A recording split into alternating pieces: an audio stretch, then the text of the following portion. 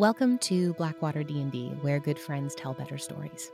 This series, Balance, is a mini-series using the Powered by the Apocalypse system, Godkiller, which was created by Connie Chong and is now available at itch.io for purchase. This series is proudly sponsored by Hero Forge and Moonbeam. This tale takes us back, long before the end of the universe, to a time when we begin to explore and understand old divine wounds that run so very deep, and what happens when love is caught in the middle. This story encouraged us as creators to strive for genuine emotion and connection, relish the space we create at the table, and take big swings with the way we approach our narrative. For this story, your God, everyone else, and the thrum of the cradle is myself, M. Carlson, and my God-killers are played by Gina Susanna and Yanis Wessels. As this game falls within a holy punk and dark fantasy genre, it may contain themes and depictions that are triggering for some listeners. Please take care of yourself and access safe support as you see fit. Content warnings for this episode include violence, confrontation, harm to animals, parent-child conflict, allusions to suicide, threats and taunting, severe injury, bleeding, death, grief and loss, guilt and shame, and complex family dynamics. So sit back and relax, heretics, and welcome to Godkiller, Balance. Finale Part 1, Confronting.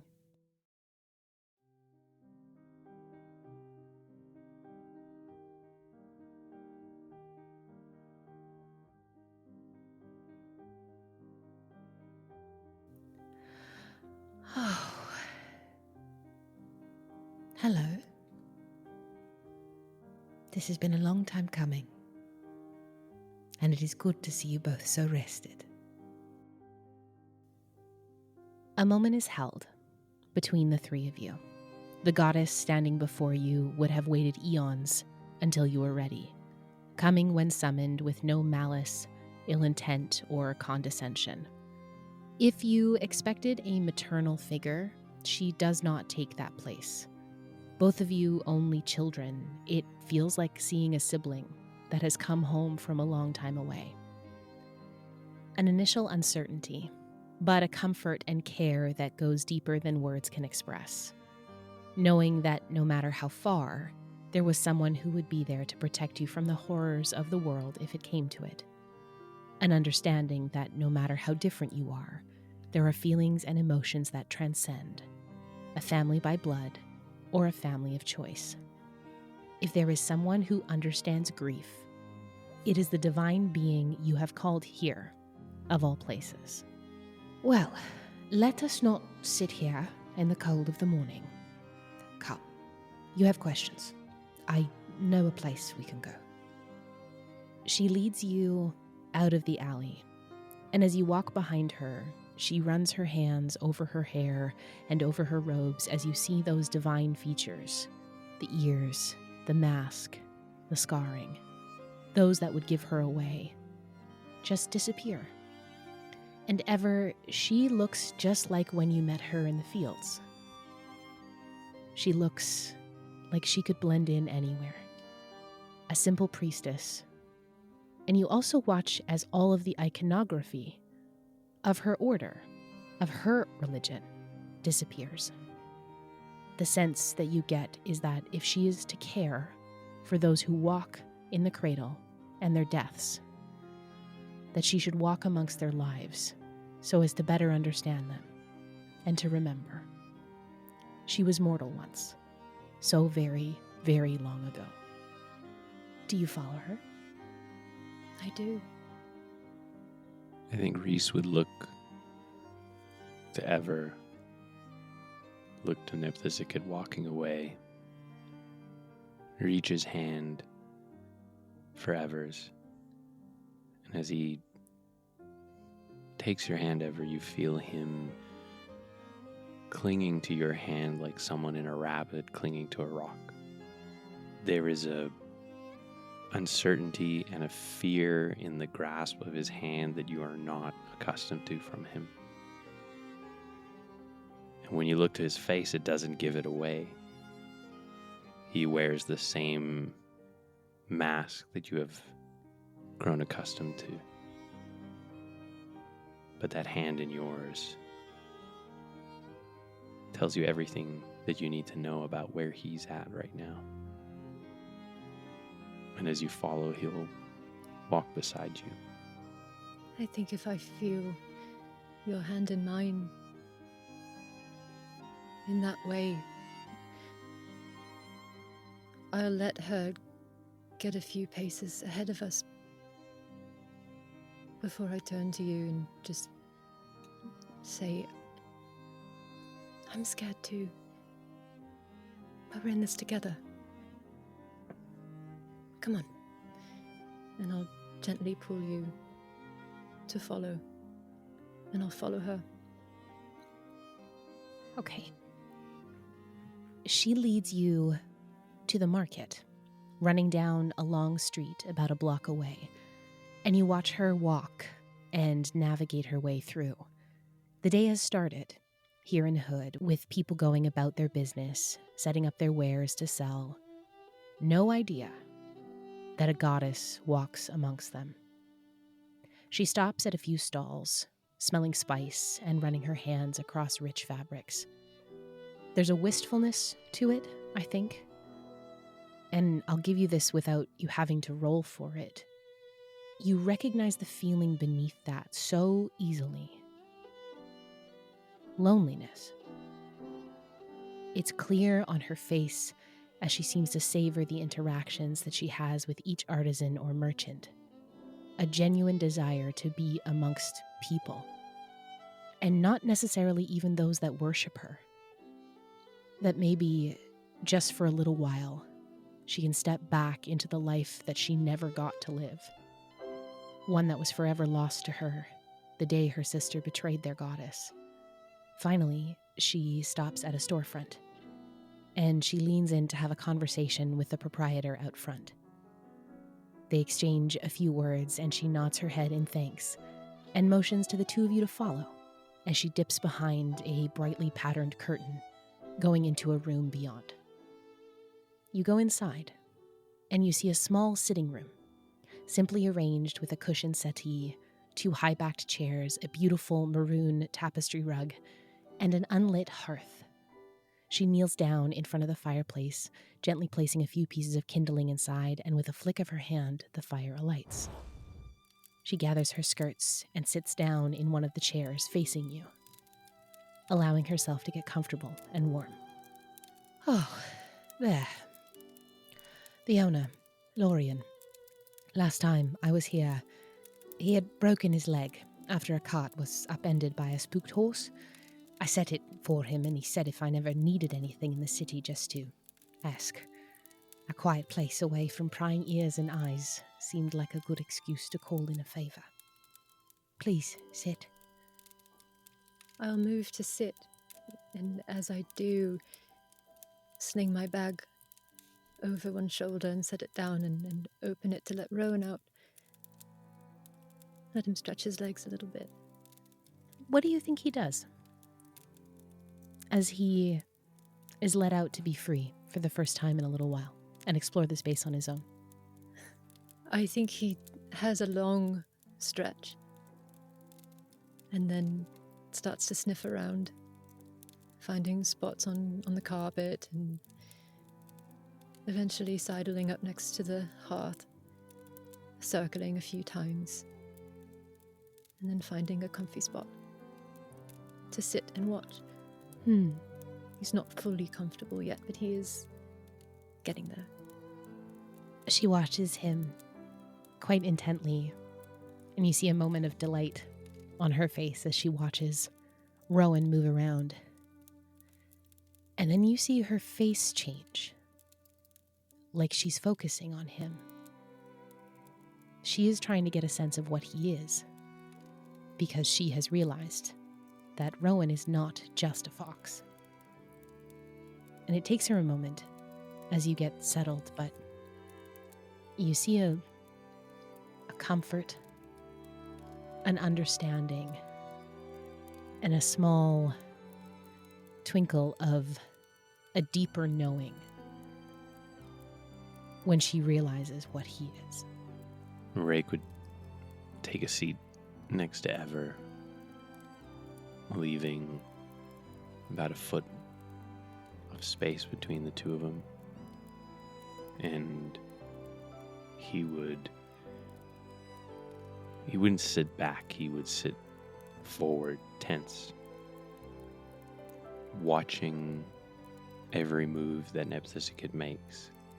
He's transfixed by her because he is looking at someone that his mother could have been. It's as if he's meeting the Reese to her rake. And there is a longing and a sadness in him because he's craving a familiarity that's not there. And I think for the first bit, he's just quiet. He lets Ever lead the conversation, and he just watches. I think that's such a beautiful observation about how she holds herself in the role that she carries. It is impossible not to draw similarities, even looking for some where there are none. She was a devotee of your mother at one point. She knows the rites and the rituals that, even though you have only known them in such a upended or perverted form, she carries some of the iconography still. You saw her not a day, 2 days ago. A visage of her in Manta, you spoke to her. It's impossible to not imagine the life you would have lived if you were her son, or if your mother sat where she was now. And I think she clocks a little bit of that in you. She's very perceptive and insightful. She has to be. I think there's always a part of her that will be continually watching people forever so that she doesn't miss it again, like she missed it with her sister. Her hands folded in her lap. I am glad you called. In truth, I was going to come find you, but I lost you there. For a while, I found you in Glass at the bookshop, and then you were just gone. And I'm not sure how, but we spoke at Thalbask in Manta. So you've done something there that is beyond my purview. And I'm glad that you chose to seek out Vexania. The Itum is a brave choice, but I'm grateful you made it. I did my best to be patient. She looks to you, Ever. You have changed so much since we first met in those fields. There is a hardness to you that was not there before, and I know that I have had a part to play in that. And for that I'm sorry. And Reese, thank you for helping my dear sister find her way back to me. After all this time, I never thought I would see her again. But one thing I have learned about the universe is that you should always let it surprise you. And I was able to bring her home. She's safe now. So thank you. I think this whole time that Nebthisikid is speaking, Eva is watching her. And I think there's visions of how she thought this first meeting would go, what it would feel like, how many times she played it through in her mind. And now she's sitting in front of her, thanking them. And everything feels like ages ago. It feels so different. And yet the ghost of that rage, the ghost of that anger is still there, and she just... It's really you. Yes, it is. You came all this way. I wouldn't stand you up. This isn't how I thought I'd feel. I can imagine you thought something very different. Probably of me and of what would be going on for you when we talked. I'm glad it's different. As am I. This is Rowan, by the way, and I glance down to where he sits by my feet. Is that what you call him? I saw you taking an interest to him. He's a gift. A gift? From Tielia. Yes, he is, isn't he? He's been with me this whole time, since I left home. I don't know if you know what he truly is. Eva frowns at that. What do you mean? He is not just a creature to accompany you. He is the manifestation of the shard of divinity that you carry in you. He is that made physical. And I look back to him. Is that true? I ask him as if he can understand me. I don't know if he knows, particularly, but it is good that you carry him close. Do not let yourself be separated from him. Of course. Right. Because when this is all done, whatever we set out to do today, as you carry him with you, a gift from Tielia, there will be those who come for it. They may, if the world descends any further into the chaos that we see in front of us. You must be careful with him and protect him. Of course. He's a part of me now. Yes, he is. I think Tielia was worried you'd get lonely, which I understand. The world is a very lonely place a lot of the time. It is.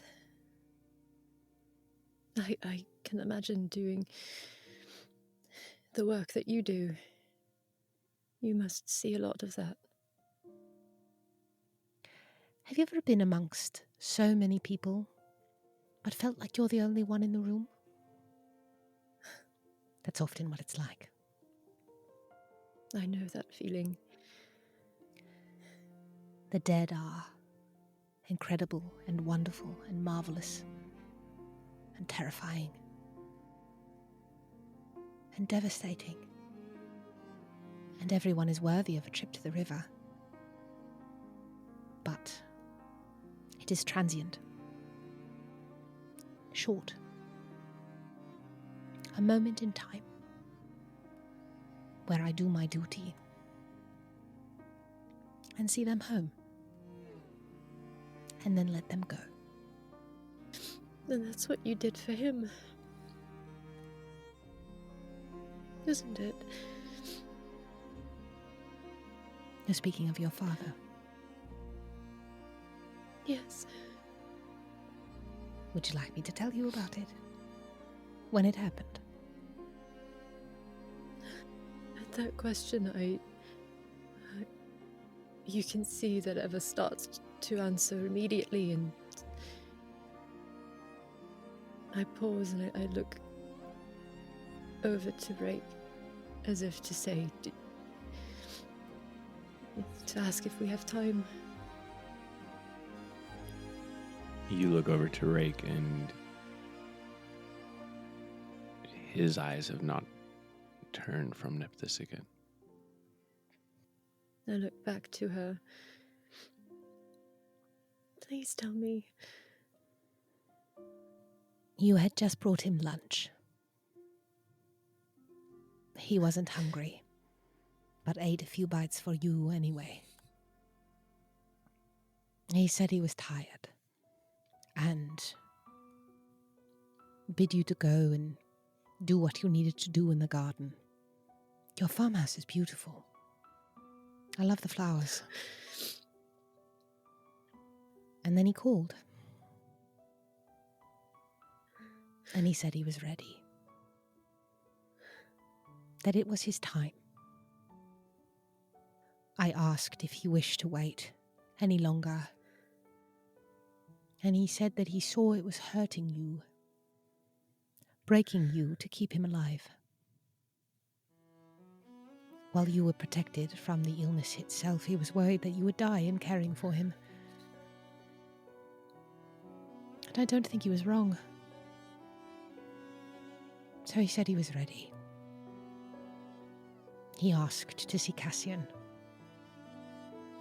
And he asked me to look out for you, begging with me to protect you. And I told him I would do what I could. Why do you think I tried to come meet you in the fields? Hoping to get you to turn around and go back to Demiset, where you would be safe. And then when you got to Glass, I hoped you would swim. But less. So I fulfilled my promise to him. Had to point you in the right direction at the bookshop. Sometimes we must journey for ourselves. I could not force you. That is not my nature. But I will keep my promise to him. To look out for you. Part of the reason I'm here. I do as much as I can. For the dead. Many leave with unfinished business. Things they wish they would have done. Regret. Hope that things would have been different. And while I am just one being, I try to give everyone something. Allow them into the next life with peace. They don't need to hold that in the river. There are tears just streaming down Eva's face. Her face is relaxed but shining in the light. She pulls a handkerchief out of her sleeve and she leaves it on the table in front of you. So you went to find Eva I did. and stop her. I tried. And where were you for me? You knew what she was doing. You knew what she did. I do not put the responsibility of who she is on you solely, but where were you for me? I tried as much as I could. And it wasn't enough. When your father died, I waited for him. He wasn't ready for a long time. He didn't want to go. He didn't want to leave you. We sat for a long while before I ferried him. Your father was kind.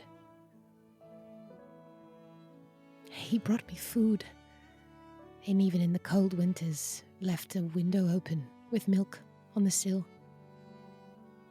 And as she says this, Rake, a moment flashes to you from your childhood, something you haven't thought about in a very long time. Seeing a black cat wander through the fields around your cottage. Avisan said it was always good to keep a cat around, to hunt the mice that would eat your crops or food stores. It used to sit on the fence post near the cottage, quiet and still, ever watching and observing. You remember seeing the cat's eyes, golden and bright, regard you as you used to walk past. And as you come back to this moment, the eyes are exactly the same. and she's staring right at you. I try to find every Eutochius that I can. It is my hope to find the twin soul one day, to meet the Godkiller. Perhaps I can show him that there is something in this world worth saving, that all things die, but that does not mean that all things have to end. When she claimed you, Rake, she took you from a place that I could help you. There is a reason that you were barred from the temples. That was not just done by the other gods. That was done in part by your mother. She did not want us to interfere. There would be times where I would get glimpses of you, find you. Any time you went into her domain, that place she's created for herself, it's like I had to start from scratch. Everyone has a trace of them, an aura, something that I can find in all of the cradle, every soul. But it was like every time you went, or she called you, or you did something for her, it wiped it clean, made it hers. There were times when it was impossible to discern the two of you, one from another. And I'm sorry it wasn't enough. I should have done more. You deserved better than what I was able to give you. I think when she says that he deserved better, I think you watch that mask crack. No tears. He has no tears left after his father, but silent sobs rack his body. It's been a long time since he believed that he didn't deserve who he was. Seeing your pain and knowing her part in it, she kind of glides off the chair in a smooth motion and makes her way around the side of the table that is in front of you where the two of you are sitting on the settee. She kneels on the floor next to you, looking up to you. She doesn't assume a closeness that you don't have, but she places her hand gently on your leg, if you allow her to. The second her hand makes contact with his leg, he collapses into her. She catches him. She catches you. And he grips the fabric and just buries his face into her and just seeks that comfort that he's been longing for so long. She holds you as long as you need to. You feel her hand softly rub your back as the sobs take you. You hear a gentle humming. It's so low and quiet. It's not for anyone else but for you. And she doesn't let go first. He holds on, and when he eventually lets go, as his face comes back into view, you see he looks kind of lost and confused about how to regain a composure that he's never lost before. It's as though his face doesn't fit in the mask that he used to wear, and he is desperately trying to put it back on. She sees you searching for that. She helps you sit back up on the couch,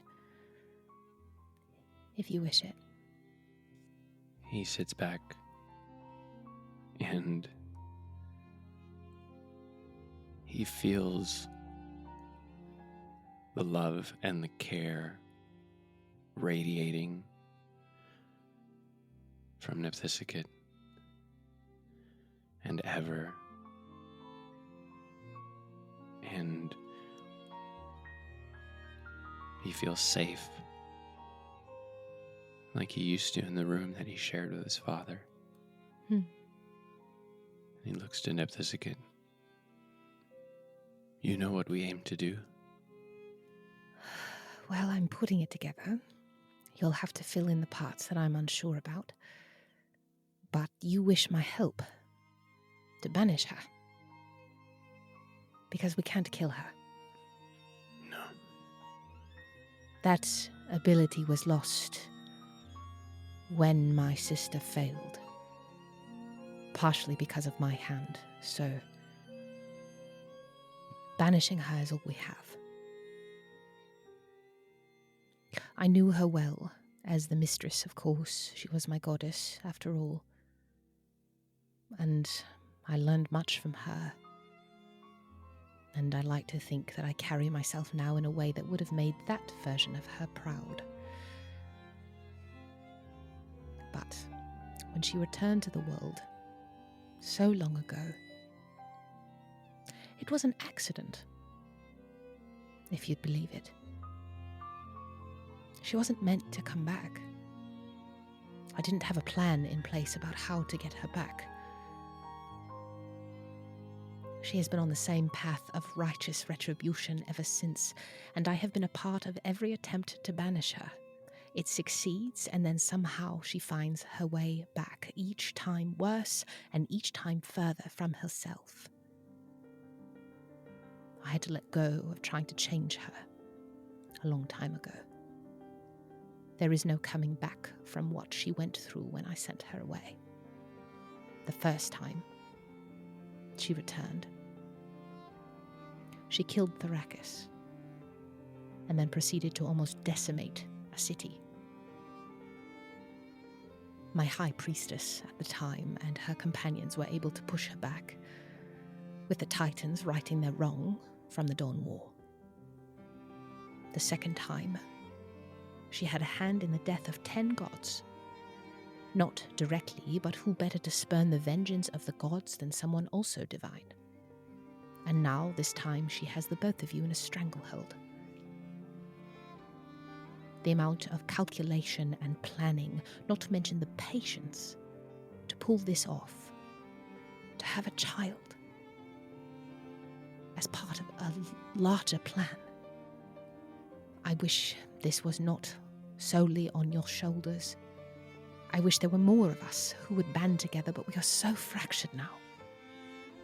A pantheon utterly divided, scared and afraid of each other, guarding our downfalls and terrified of being found out.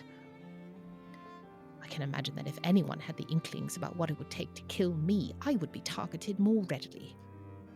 Kill the goddess of death, and seize my power, bend death to your will, gain access to the river and what is left of that magic.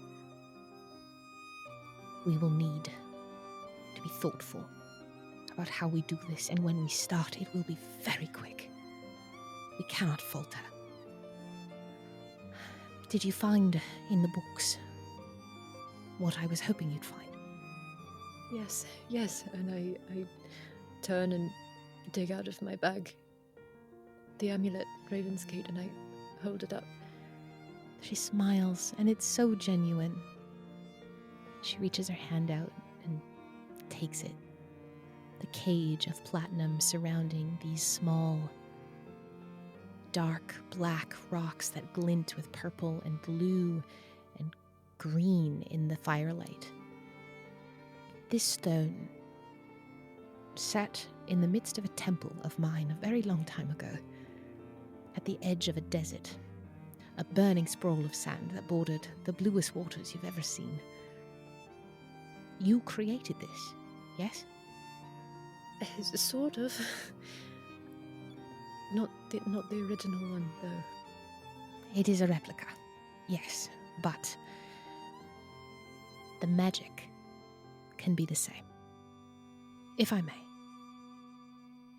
And she takes it from you, and you see she reaches into her robes, placing a hand on a series of chains around her neck. You can't quite see what she grasps, but she closes her eyes, and you see the stones inside of Raven's Gate begin to glow. and they pulse 3 or 4 times. And you see they begin to vibrate and swirl around the inside of the amulet, moving of their own accord. And she opens her eyes, lets out a soft exhale, and they settle down again. Ever, the second she opens her eyes, that amulet thrums with energy, magic, divinity. You have just watched a god put more magic into a single object than you have ever fathomed holding in any one body. She passes it back to you. That should be the same, if I remember right. What does it feel like when I hold it? Knowing that I'm holding it with the hand that has the mark on it. It's like the two divinities interplay with each other. You feel them push and pull magic from different sources that is also interplaying with your magic. Tielia's magic that now sits within your body. There is no conflict amongst the magics here, which it strikes you as interesting considering the mark on your hand is akin to one that a Eutoshus would carry. Her magic, like the magic of the other gods, doesn't seem to rail against that magic. Almost acts in harmony to it. Endings of a sort, both of them. Her magic and the magic of the Eutoshus. But you feel powerful, powerful magic radiating off of Ravensgate. I can tear the rift again, as I've done before. I remember how to do that. And once she is at the mouth of it, and weakened, we can use this and call upon that divinity that sits in you. Ever. Channel everything you have into it and push her back. There will need to be 2 large acts of magic other than mine to open the rift. One to push her in and one to seal it shut. I will have enough magic to hold and open the rift for you, accessing that plane once more, or a different one, or beyond, I don't know. I will tear a rip in the fabric of reality and we will see where it goes. Ever is nodding as Nepsisikid is detailing this plan and looking down at the amulet. So, I'll use this to push her through. Yes. And I'll use it to seal it shut? She looks to you, Rake.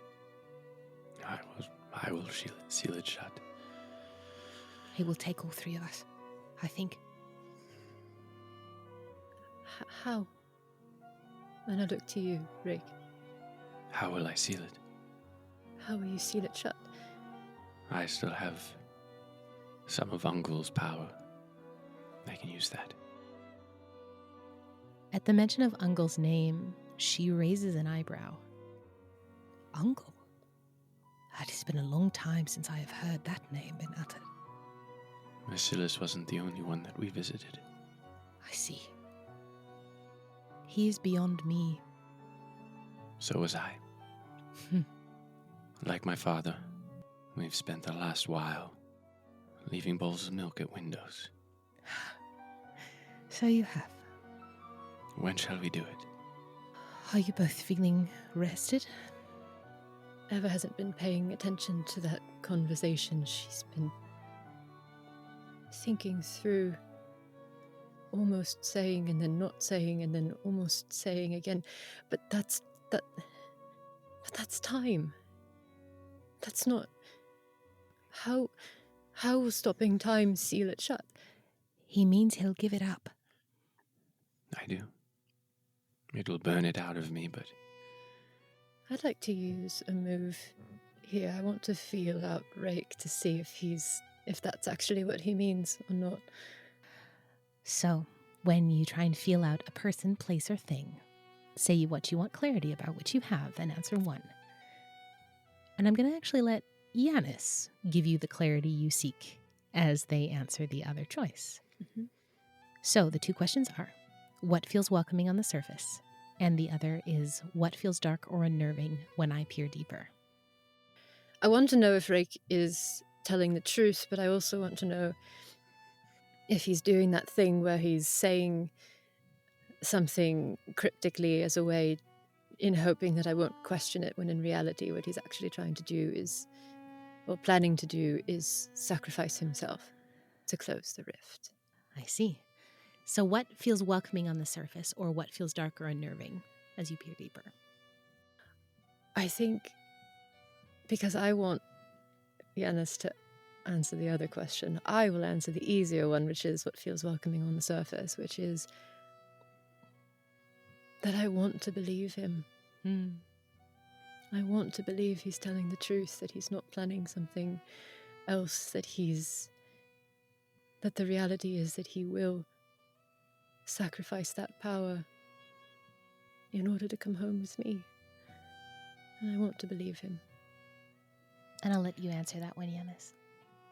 And what feels dark and unnerving when you peer deeper is that as much as Rake wants that too, he will do whatever he thinks he needs to keep you safe, but also to finally put an end to his mother pulling his strings. And I would say, because I know why you ask, you are not looking at Rake right now.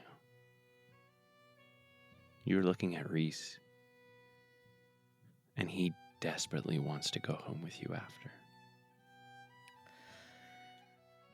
Seeing this exchange occur silently in a split second, we will have to draw her out.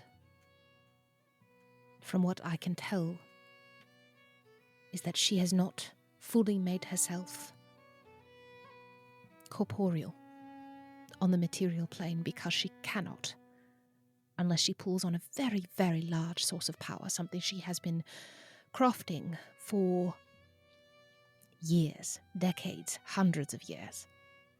This place where she takes you, Rake. She will burn it up to bring herself here. At least, as far as I can fathom. The river is finite. There are only two of us who have access to it now, and the rest of the gods deal with what they've got.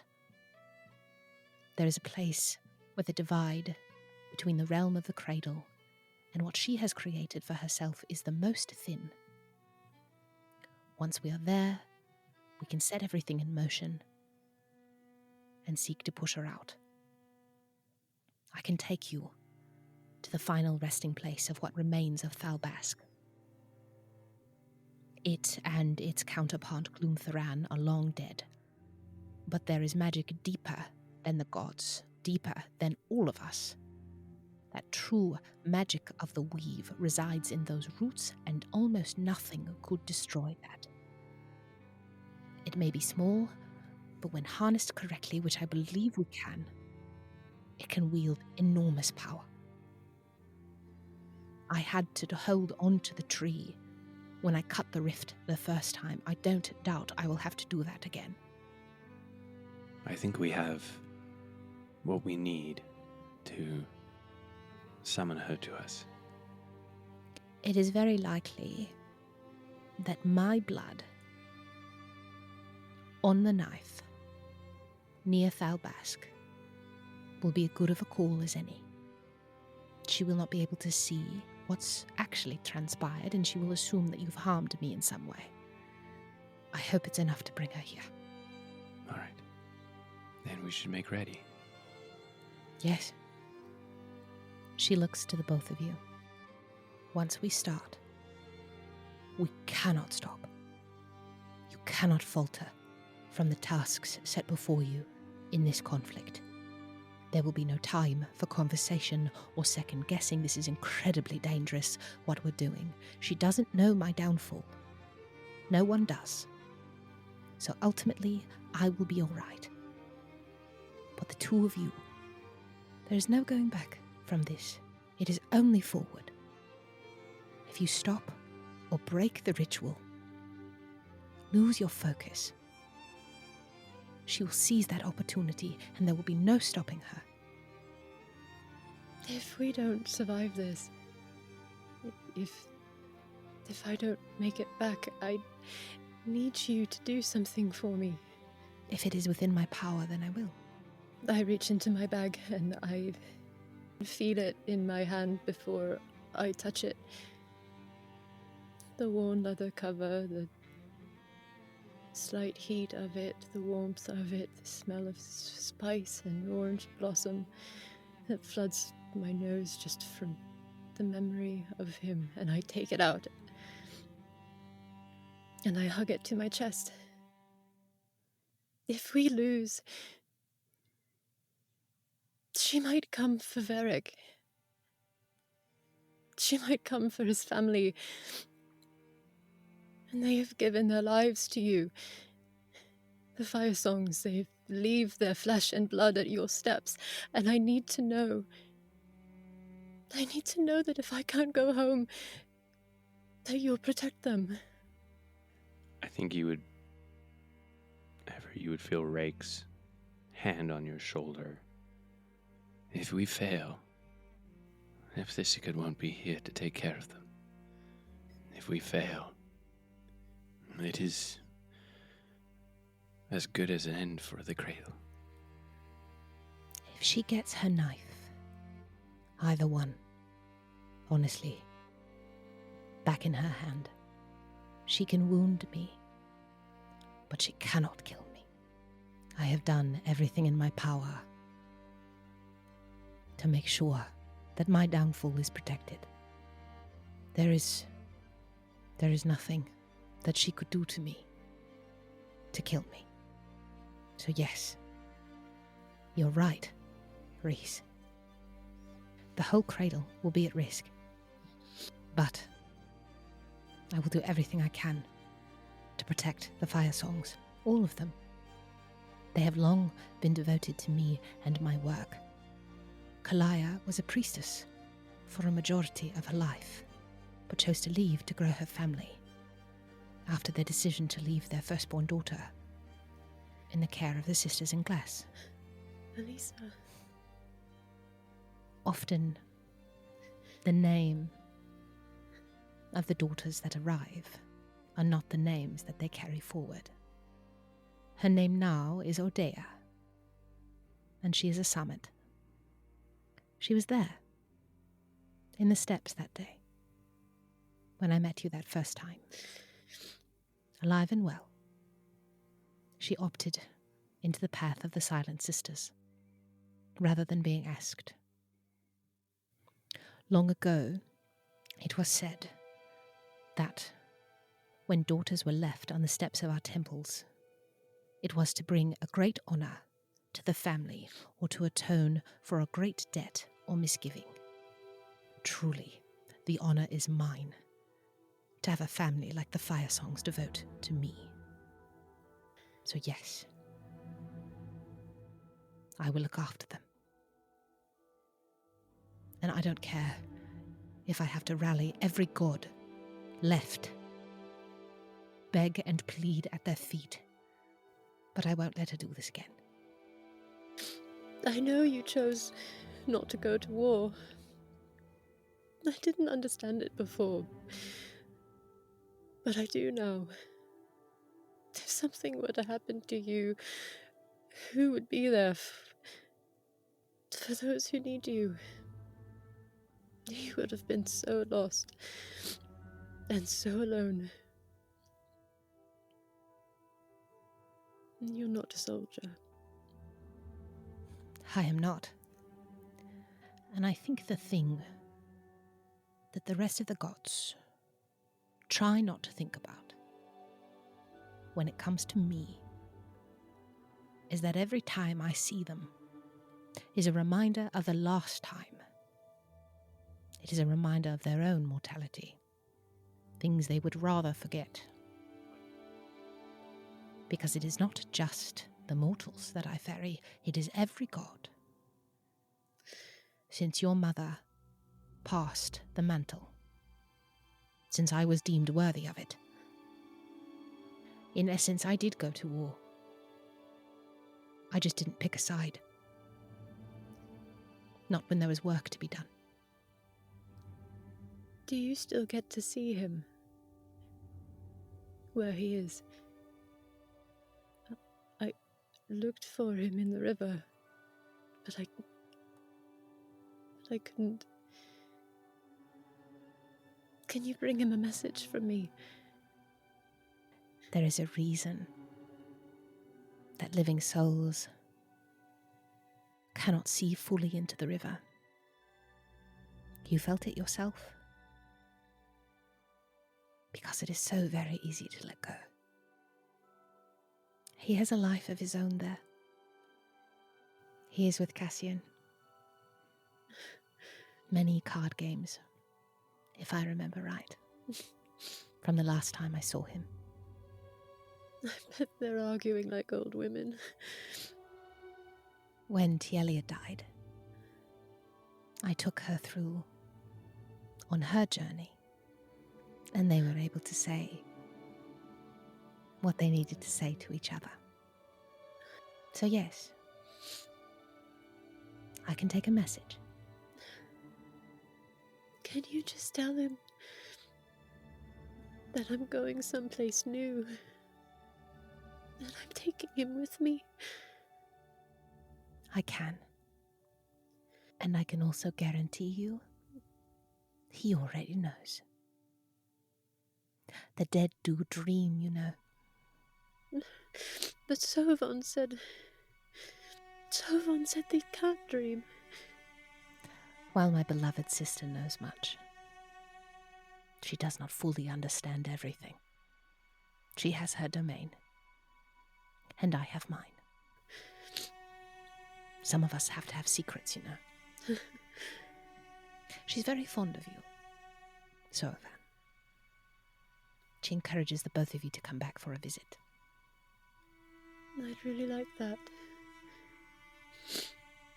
Thank you. It's my pleasure. You both are good company. And I think as you watch throughout this whole conversation, she is here with you, engaged in every word you're saying. But the both of you, I think, are perceptive enough, and with the divinity running through the both of you, you can clock it that there are microseconds where it's like she is absent, never when she's speaking directly to you, but you clock that her work does not stop just because she does. That the domain she carries is vaster and wider than almost anyone else's, and there is always work to be done. What do you need to do to prepare? Well, I will need to remember how to take living souls with me someplace. It has been a long time since I have done that, but I am ready when you are. As your conversation moves to a close, and I think the three of you feel the finality of what you must do, she gathers her skirts, standing. She looks between the two of you. Take a moment. After this, we will be on our way. But for right now, the universe and I can wait for just a moment. She nods her head to the two of you and dips back outside to speak to Lorien, the shopkeeper, giving the two of you a moment alone. I move to Reese, and I take your hand. He takes your hand in his and holds it. Knowing that this might be the last moment we have together. And I take another step closer. I close that distance between us, and I place my other hand on your chest over your mark. And I say, if this is all that we get, let me tell you one more time. don't know why I'm so scared to say it. I love you. And I reach for your face, and I kiss you. And I feel that pull again, like walking into the ocean and feeling the pull of the tide, and I'd like to wield a power. Okay, let's have you wield a power. What would you like to do? I know that if we're going to do anything, it has to be now. It has to be now. And so I'd like to try and, I don't know if this is maybe creation or growth or a combination of those. Okay. So, when you wield a power to do something only a god can, roll 2d6. What are you trying to do here? In this fight to come, I want to make sure I'm not reliant on Reese. If I need to move faster than I can now. Okay. So, you're going to roll 2d6 and add 1 for each true statement. You've done this specific act before perfectly. Absolutely not. Nope. You're desperate for this to work. Are you desperate? No. Okay. And you're close to a shrine, lair, or domain of the god you took this power from. Well,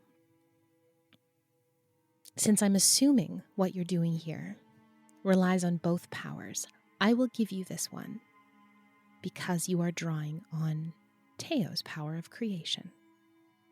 So that's going to be a +1. +1. So you can go ahead and roll. I rolled a 7. +1 is 8. Okay. So as you kiss him, on a hit, 7 through 9, you do it. Tell us what happens here. I think even though your eyes are probably closed, I begin to glow, and Reese, you would feel ever pull away from your embrace, but not back away, up away. And if you open your eyes, you'd see me lift from the ground, floating like a feather lifted on a breeze. And suddenly you realize I'm not floating, I'm flying. As two large, ethereal moth's wings begin to apparate at my back. They unfurl in jades and teals and orange and gold, and they are beautiful. And as I lower to the ground again and tuck them behind me, they shimmer with that same familiar illusion that you're used to. Ready for later. And I look to you. Rake smiles, his hand still at the side of your face. His thumb traces the line of your jaw. He grins. About time the angel got her wings. But this won't be our last kiss. I'm counting on it. We'll fly together sometime. I love you too. This is it, isn't it? Of all the times leading up to now, when I've asked you if you're ready, it's the first time I'm not sure if I am. When you told me earlier that you were scared too, I'm not scared of facing my mother. I'm not scared of what we have to do. I'm scared of who I have to become to do it. And what lays ahead of us. That will require a rake. And I look, my hand comes away from your face, and I look down at my hands, and I see the hands of my father, calloused. Hands that make, that build, that till the soil to make things grow. And I know that I have to go back to what I was before. That my hands have to become the hands of a rake. The hands that destroy, that rent and tear. But for one more moment, for you, they can be soft and gentle. As you feel my fingers find their way into your hair as I pull you back for another kiss. This one, not as a kiss goodbye like the last was, but a promise of more to come. A kiss teeming with possibility. And I pull away and I look down at you. Are you ready? My eyes are still closed as you ask me that. And I say, I fell in love with Rake too, you know. I see both of you. Just bring Reese home to me again. I'll do my best. And his hand finds yours as he leads you out. The second your hand finds hers and you turn to step outside, you hear a slight jingle as Nepthisiket ducks her way back in. Right. Well, this will require some travel. She stands between the two of you, opening her hands to you both, seeing the two of you already holding hands. My apologies if this is uncomfortable. Again, it has been a while since I've brought whole bodies with me. Don't let go. You feel an electricity surge between your hands, hers to yours, and then to each other's as the wind swirls around your feet as you see motes of light and even wisps of the river itself as they tumble between you and you feel yourselves begin to move. You feel your stomachs drop out through your feet and you hurtle through time, space, the liminal, and the real. You are yourself and not yourself. You are each other. There is a moment where you cannot tell up from down, left from right, in from out. And just as quickly as it begins, it's over. And you land on solid ground. The first thing that hits your senses is the wave of nausea that draws over you. And as you're getting your bearings, you look around for something to grab onto, and there is nothing. Ages and ages of waste and nothing. You are somewhere in the fallaway. You cannot even see the mountains of Eastfall or Westfall. You have no context clues. It is just empty. A hollowness. Something and somewhere that used to be so full and vibrant that is long dead and forgotten. You grieve for whatever this was for a moment, letting your mind wander, and then you see it. You feel the radiation of the fallaway reverberating from your feet to about 100 feet away from you. The soft hum in your bones that lies as an undercurrent to everything.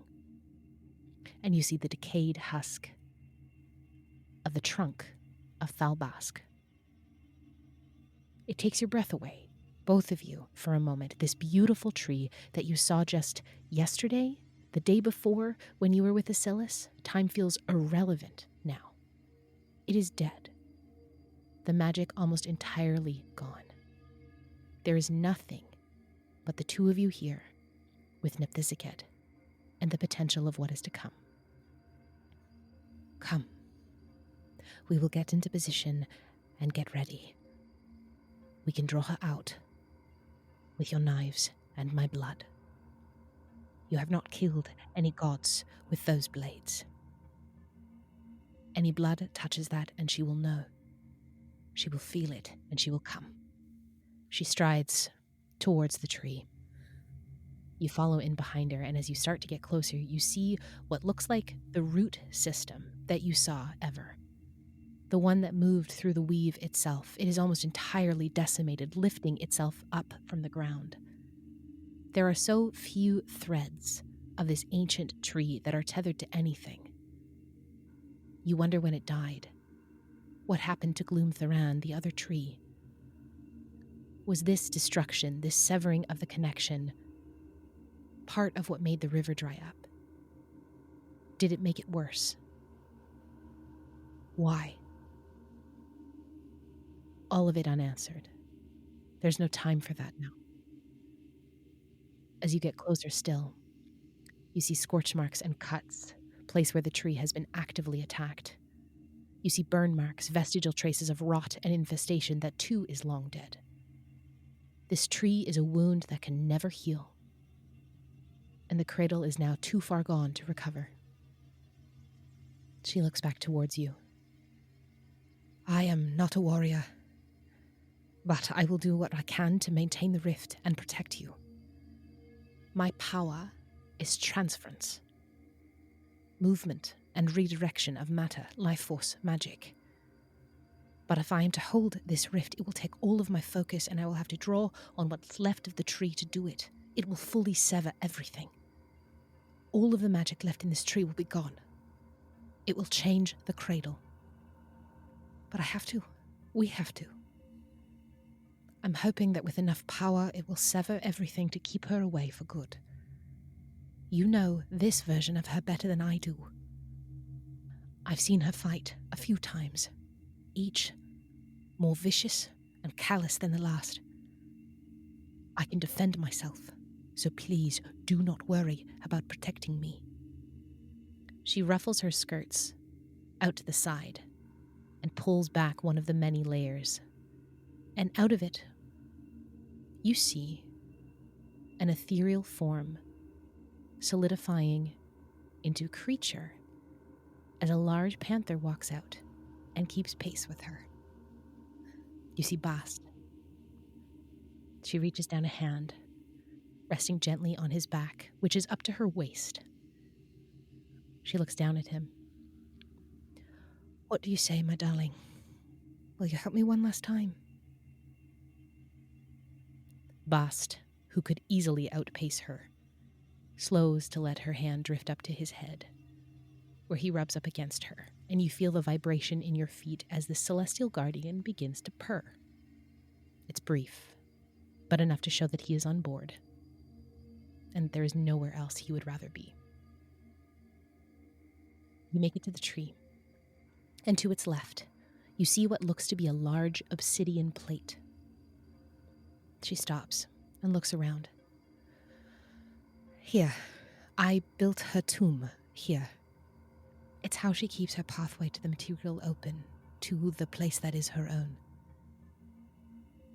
You've been there a few times, and from what I can tell, you are walking through what used to be what I built for her. She's taken the tomb that I built her and made it her own.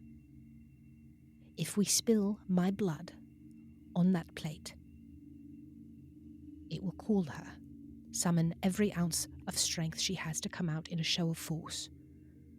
She will expect to see me on death's door, so it would make sense to capitalize on her distraction and surprise. And I will leave the fighting to you. All right. Rig walks up to her, pulling the knife from his belt. She extends her hands forward, both of them. He takes her hand. I want you to know, she'll never be able to tell you this, but I forgive you for what you had to do to my mother. You don't need my forgiveness, but you have it all the same. I know you loved her. Her face softens. She was ready for pain, a cut from the knife, but tenderness came instead. She reaches up. She puts her hand on the side of your face and gently brings your face down to hers and touches you temple to temple. She says quietly, just for you, your forgiveness means more than you could ever know. I do not take it lightly, and I hold it so preciously. Thank you.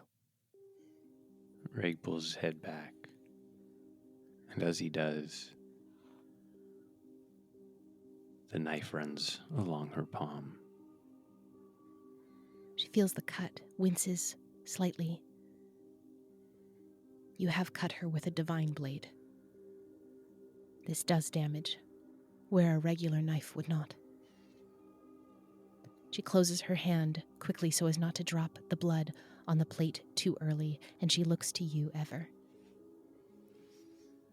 and extends her hand forward. Better both of you, if we really want to make it work. I step forward. I take the blade. There is no one better to bring him peace than you. Thank you. And I draw the blade across her palm. She winces once more, knowing that that was the same blade her sister carried, but now in your hands. Again, closing her palm so the blood doesn't drip too early, you see a line of gold. Divinity, divine blood stemming up, welling to overflow from her hands. She looks to you, Ever. Just because I was the one at the end does not take away from everything you gave to him. I don't get all the credit. She looks to the two of you. For those that follow me, the holiest of sacraments that we have require blood. Know that I give this to you freely, and I'm here with my eyes open. I will never forget what you did for my sister, and know that I am forever in your debt. I will take my place near the tree, and when she touches down, on your word, I will open the rift. She holds her hands over yours, which you extend out, cupped under hers, and she squeezes. You feel warm, thick, viscous liquid, thicker than mortal blood. It looks like molten metal, but it doesn't burn you, with it interacting with your own divinities, but not in conflict with them. There is enough blood in each of your hands for when you're ready. She nods, and she walks over to the tree, and you see her kind of disappear next to it.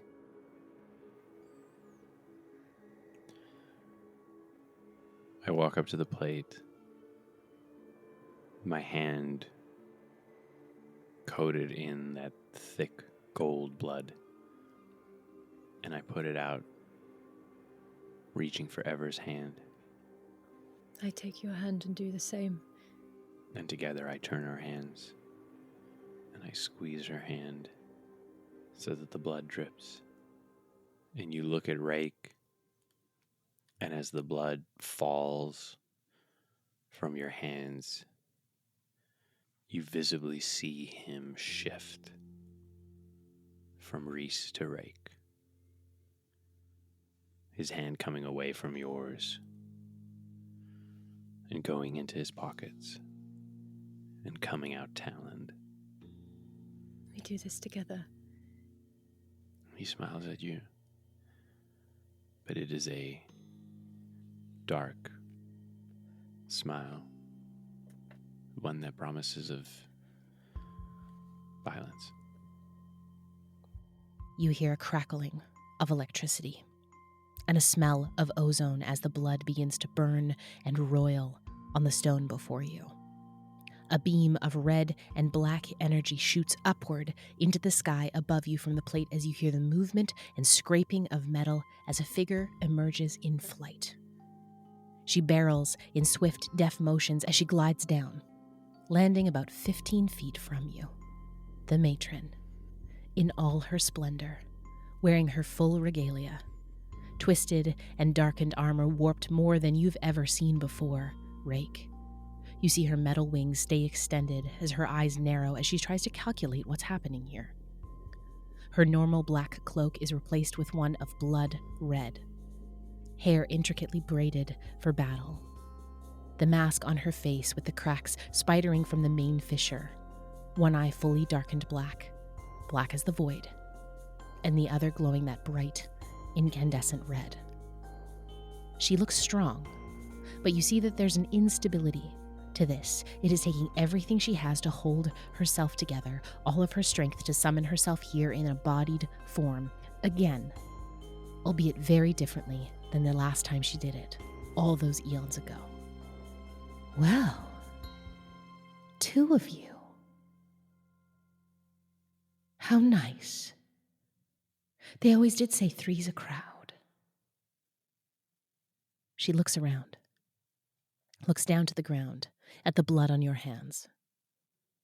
Where is she? Have you finished the job? Did it work? We're about to find out. Her eyes narrow as she shifts between the 2 of you. I start walking towards her slowly. She holds her ground. Mother. Son. It's good to see you. You brought a friend. To whom do I have the pleasure? She looks back at you, Rake, and her head twists at an uncomfortable angle as she cranes around to look at you. Speak up. I'm Ever. Ever. And why are you here? To end someone who's caused me great harm. I knew I found that vengeance in you. I knew it. I have seen it for so long. It's nice to find someone who understands.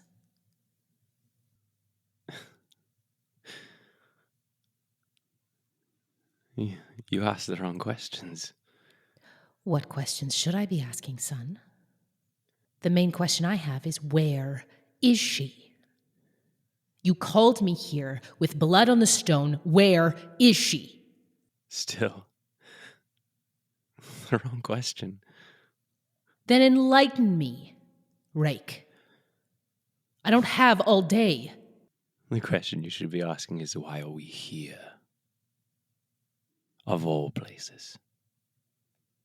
She looks to the tree, looks down at the plate, looks at the lack of Nephthisiket, and the knives in both your hands. Her eyes widen as she clocks Eternal's undoing in your hand, Ever. So you found her a blade. Why are we here, son? Choose your words carefully. Do you know what Father said to me? What was the last thing Father said to you? I don't remember, and I don't care. Where is she? He said he forgives you. Stupid man. I was curious if there was any part of you left. I hoped. I saw your fall. You were a wonder to behold. She narrows her eyes, trying to parse what you're talking about. Just what version of her you're trying to convey that you have seen, because it's not this one. She begins to start moving sideways from where she touched down, moving away from the plate, stalking would be in a counterclockwise direction towards Ever. She hasn't moved closer, but has moved. I adjust my path so I remain between her and Ever. Let me show you why I brought you here if you're so curious. You see her eyes narrow as she's trying to parse out just what's happening. She has no reason to think you've betrayed her. But the main thing is that there is no body in front of you. What are you doing here before this thing kicks off? Both of you. As the matron is circling in my direction, I would be backing a little bit closer so that I'm between what would be the rift and the tree. I want to be closer to the tree, if possible. Okay, you can do that. As she starts to move, you match her step in the opposite direction, keeping that distance, keeping that circumference between you, to where you assume the rift will be based on where Nepthisicat pulled it up last time.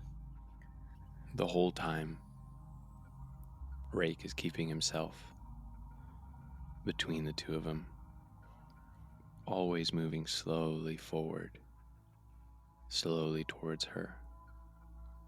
As you slowly stalk, keeping yourself between her and Ever, her eyes dart back and forth between the two of you, and it's like a gear moves into place, a metal gear. You hear the shifting of her body, the clank of the metal from her wings against her back.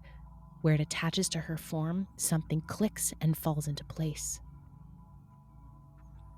She narrows her eyes at you, Ever. Oh, you poor thing. You poor, poor little thing. That you think you could get a hold on him. You think you can have him. You can't. You're just a toy in all this. I'll have no use for you when this is done. So bring me the body, or we're going to have a problem. I close the distance to my mother while saying, the fire of vengeance in her heart was so strong. It was so easy to stoke.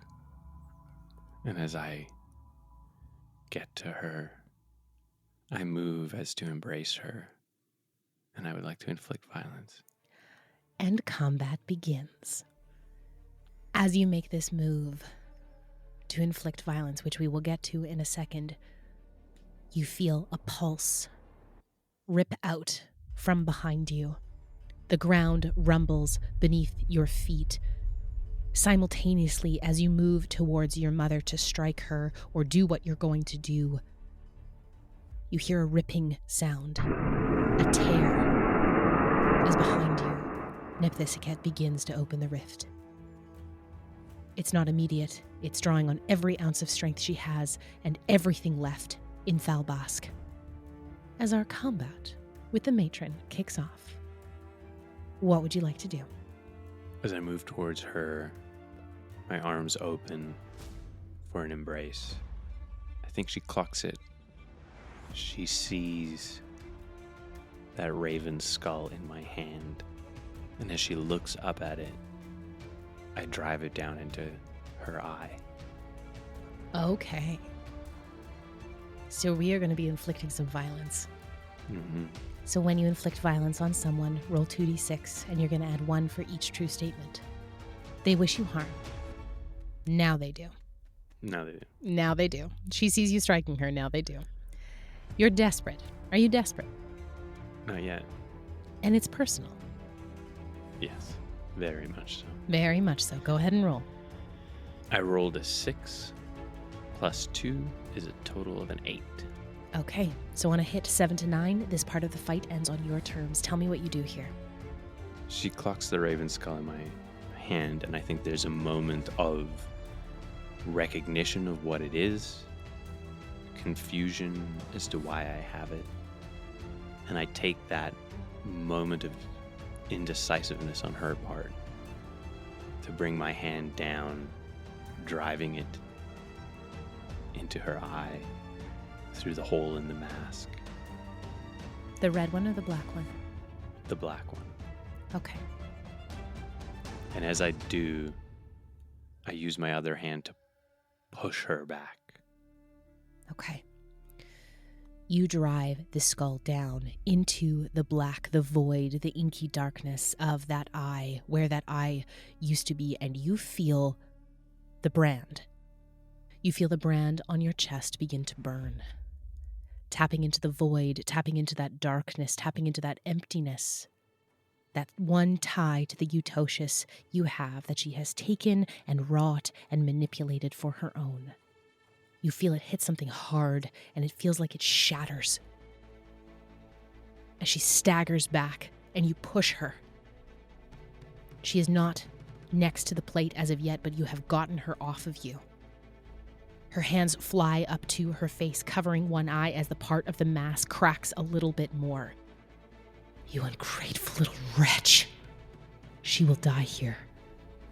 And instead of killing you along with her, I will take you with me, hollow you out, and you will do as you're told. And we will try again. And she's going to move to attack Ever. Ever. As she staggers back, you see that hand that is up against her face begin to shake and shift as she uses her powers of distortion to change the claws on her hand to these long, knife-like appendages. She has 5 long knives as big as machetes from her hand, and she's going to take the momentum and she's going to swing herself sideways, and she's going to rush towards you and try and strike you. What are you doing here? How big is... This is the same tree that I poured my light into. It is, yes. And you're about 15 feet from it, but there is a rift opening up in the way. But you do feel the roots around your feet lifting up and having unearthed themselves from the ground. What would you like to do? The reason I was backing up toward the tree is because I wanted to... I know that I have a connection with this tree, and if she's rushing me, I want to try and use that connection to have this tree, the roots or the branches or some part of it reach out and hold her fast. Okay. So I am assuming this is you wielding a power. Yes. All right. So, when you wield a power to do something only a god can, roll 2d6 and add 1 for each true statement. You've done this specific act before perfectly. No. You're desperate for this to work. Are you desperate? Yes. You can mark 1 strain. And you're close to a shrine, lair, or domain of the god you took this power from. You're using the power of Tielia here, next to Thalbask, and incorporating Thalbask into this. Thalbask is older than Tielia and was likely used to make her. So I'm going to say yes. So you're going to roll 2d6, and this is a +2. Okay. I rolled a 3 and a 4 for a 7 plus 2 is 9. Is 9. So on a hit, you do it. Tell me what happens here. I see her start to rush me, and I instinctively move backward, my feet stumbling in the roots, up and overgrown, and I catch a glimpse of a small leaf growing out of the side of one of them, and I remember how much of myself is still in this tree, how much of Tielia's power is still in this tree. And I call upon it. I call upon it and I push upon it to protect me, to protect us. And it all happens so fast, but one moment she's in front of Reese, and the next she's so close to me, and I close my eyes, and nothing happens. And I open them, and she's there, inches from me, but with her feet bound in root, her arms, her hands bound in root, reaching up from the ground, encircling her, holding her in place. These roots, twisted and gnarled as they are, come up and they bind her hands. And she strains against them, and she tries to push and move and writhe in them to get herself free. The one thing you didn't bind is her wings. Mm-hmm. She extends her wings up and over, the mechanical screeching almost deafening you as you're this close to her, waiting for the impact. This isn't going to be easy, little one. You can't just hold me here. You're nothing. And out of her wings, a full spray of metal feathers rockets towards the both of you in a cone shape. You are both close enough, and it's going to hit you each for one strain.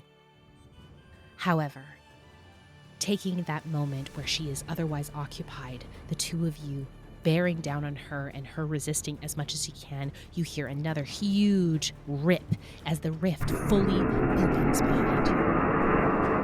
You hear Nephthisicat call out, "Start to push her. You can take her now. Go!" And the matron looks up, locking eyes with Nephthisicat, Bast at her side. They have not fully seen each other in eons. Ages and ages have gone by as she's waited for this moment, and the two of you are standing between her and what she wants most of all. She wants Nephthisicat dead, and she doesn't care if she has to kill the two of you in the process to make it happen. Rake, what are you doing? Rake gets hit by these blades, and as he does, seeing the blood pour from where the blade lodged itself in his shoulder, I'm going to wield the power. Okay. You're going to wield the power of time manipulation. What are you doing here? Rake moves faster than you've ever seen anyone move before. He runs, but for every step he takes, it's as if he blinks between places. 1 minute he is there, the next he's 5 feet in front, and he closes the distance to the matron. And as he blinks across the space between them, he falls to his side, sliding on the ground, his hands, bladed fingers reaching. He's going to try and cut her as he goes by. Okay.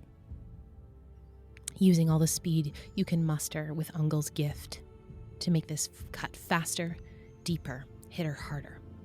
All right. So when you wield a power to do something only a god can, roll 2d6 and add 1 for each true statement. You've done this specific act before perfectly? No. You're desperate for this to work. Are you desperate? Knowing that this movement will put him between Ever and the matron, he is desperate for that to work, yeah. Okay, you can take 1 strain here. And you're close to a shrine, lair, or domain of the god you took this power from. No, so that is a +1. I rolled a 6, plus 1 is a 7. Just enough. Okay, on a hit, you do it. Tell me what you do here. As he slides by, his hands come up. He's a practice killer. He knows where to push the blades in to make them most effective. He finds the inside of her thigh, reaching for that artery he knows pulses deep inside. The next minute, he's not sliding anymore. He's standing beside her, his hands reaching in at her armpit, pushing deep in. Next minute, he's back. He's sliding again. And as he goes by, he says to her, "You already made me hollow." She's the one who filled me back up. And he comes to his feet, now planted squarely between the matron and Ever. Ruby red blood gushes, shiny, metallic.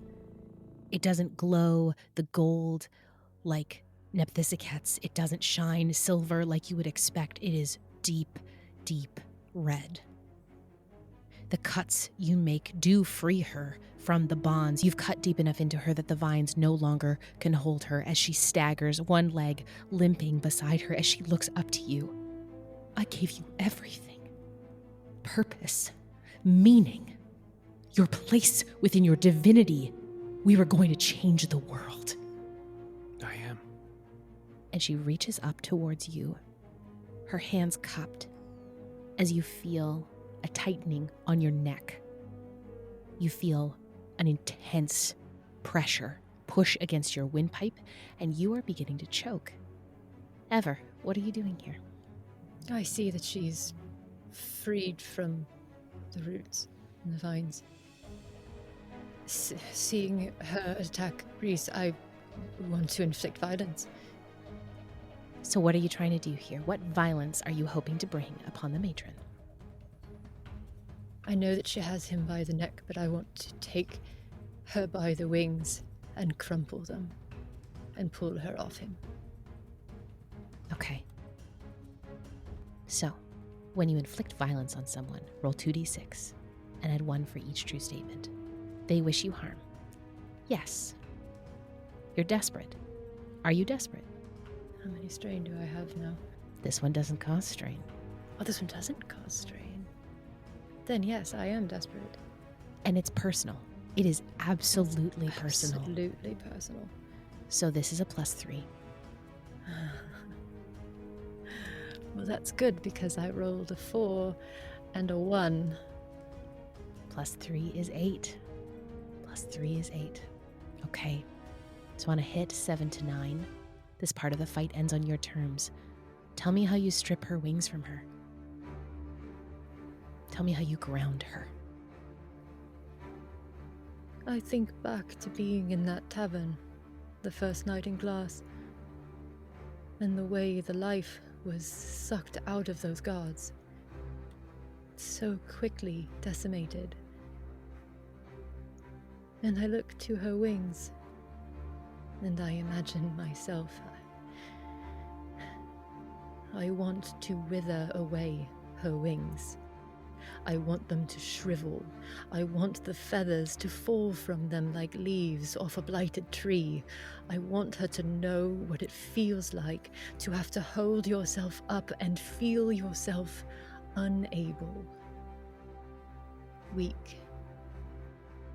And I reach a hand out, and as if I can see it happening in front of me, I just grab them and twist and pull. I think in this, a strength greater than you wells up in your hands as you feel the power of creation, here to unmake her wings. These metal structures that she so carefully crafted after losing the raven ones that are long gone at this point. She reels in pain. You hear a scream echo out, a deep, guttural scream. This scream pulls at the heart of you. You know the pain that is here is not just physical, but emotional too. As you hear Nepthysicet cry, "No!"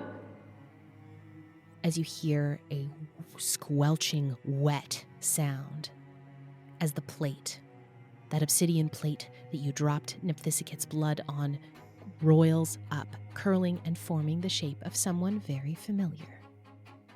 Ever, this is the first time you're seeing this creature. Stands about 8 feet tall, the shape of a humanoid but covered in a black, dripping tar, acrid and wet.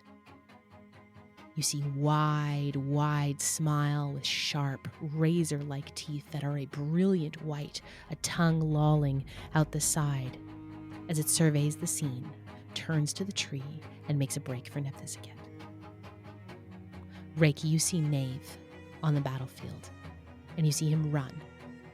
And at the same moment, you hear a growl, a low roar of a panther as Bast leaps out, seeking to tackle Knave to the ground to protect Nephthisiket.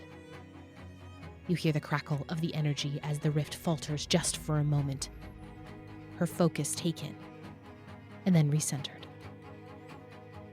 So, Rake, instinctually, as those wings are ripped from her in this moment, you hear the roar of Bast as he starts to tangle with Knave. You feel the grip tighten, probably more than it should, maybe more than she wanted to.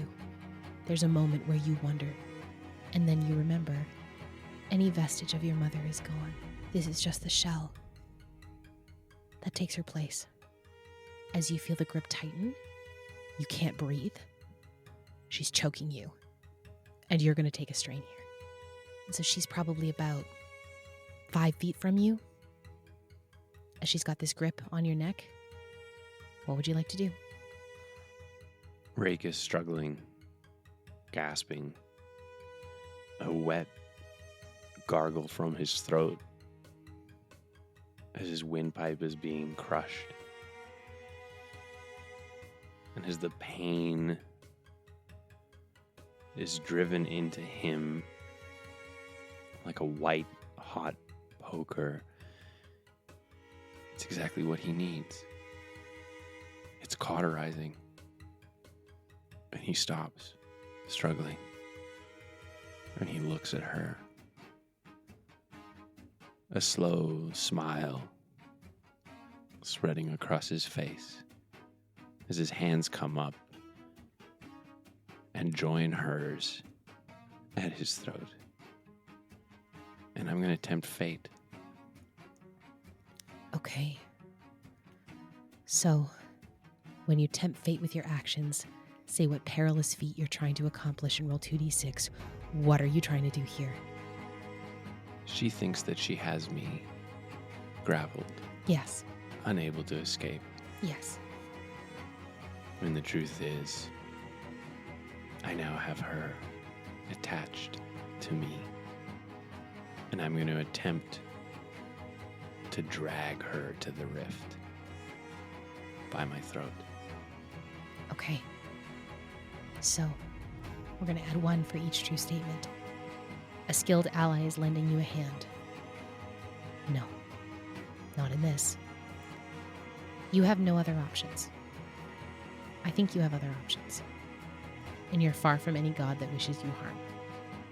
No. So this is a flat roll. I rolled an 8. You guys are lucky with your rolls tonight. Okay. On a hit 7 through 9, you get through it mostly unscathed. The fates spare you for now. Tell me what happens. My hands wrap around hers, the talons on my fingers piercing into the back of her hand, locking my hands to hers as I take a single step at first, dragging her, that smile not leaving my face, my eyes not leaving her last one, as I step by step drag her back. And I want her to see truly what she's made me into. You're close to her. Right up with her.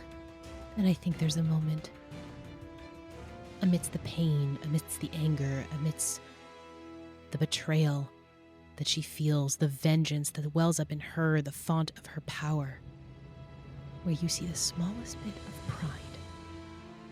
She's close to you.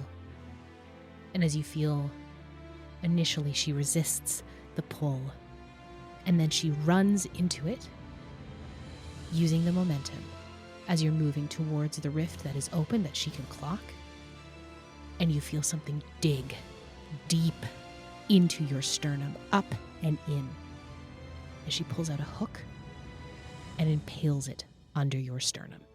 You feel it pull against every bone in your chest. Blood starts to gush from you, and you take one strain. You are connected. For better or for worse. Ever, it's your turn. They are about 10 feet from the rift. You hear the fight between Knave and Bast rage on off to the side, keeping them busy. Nephthisiket behind you, straining against the magic that she can barely harness, barely hang on to. You see the divinity that is burning her again, deepening the scars on the side of her body, the same side as last time. What do you do here? If I see her impale Reese, I don't even think I realize it, but I cry out, I scream, and I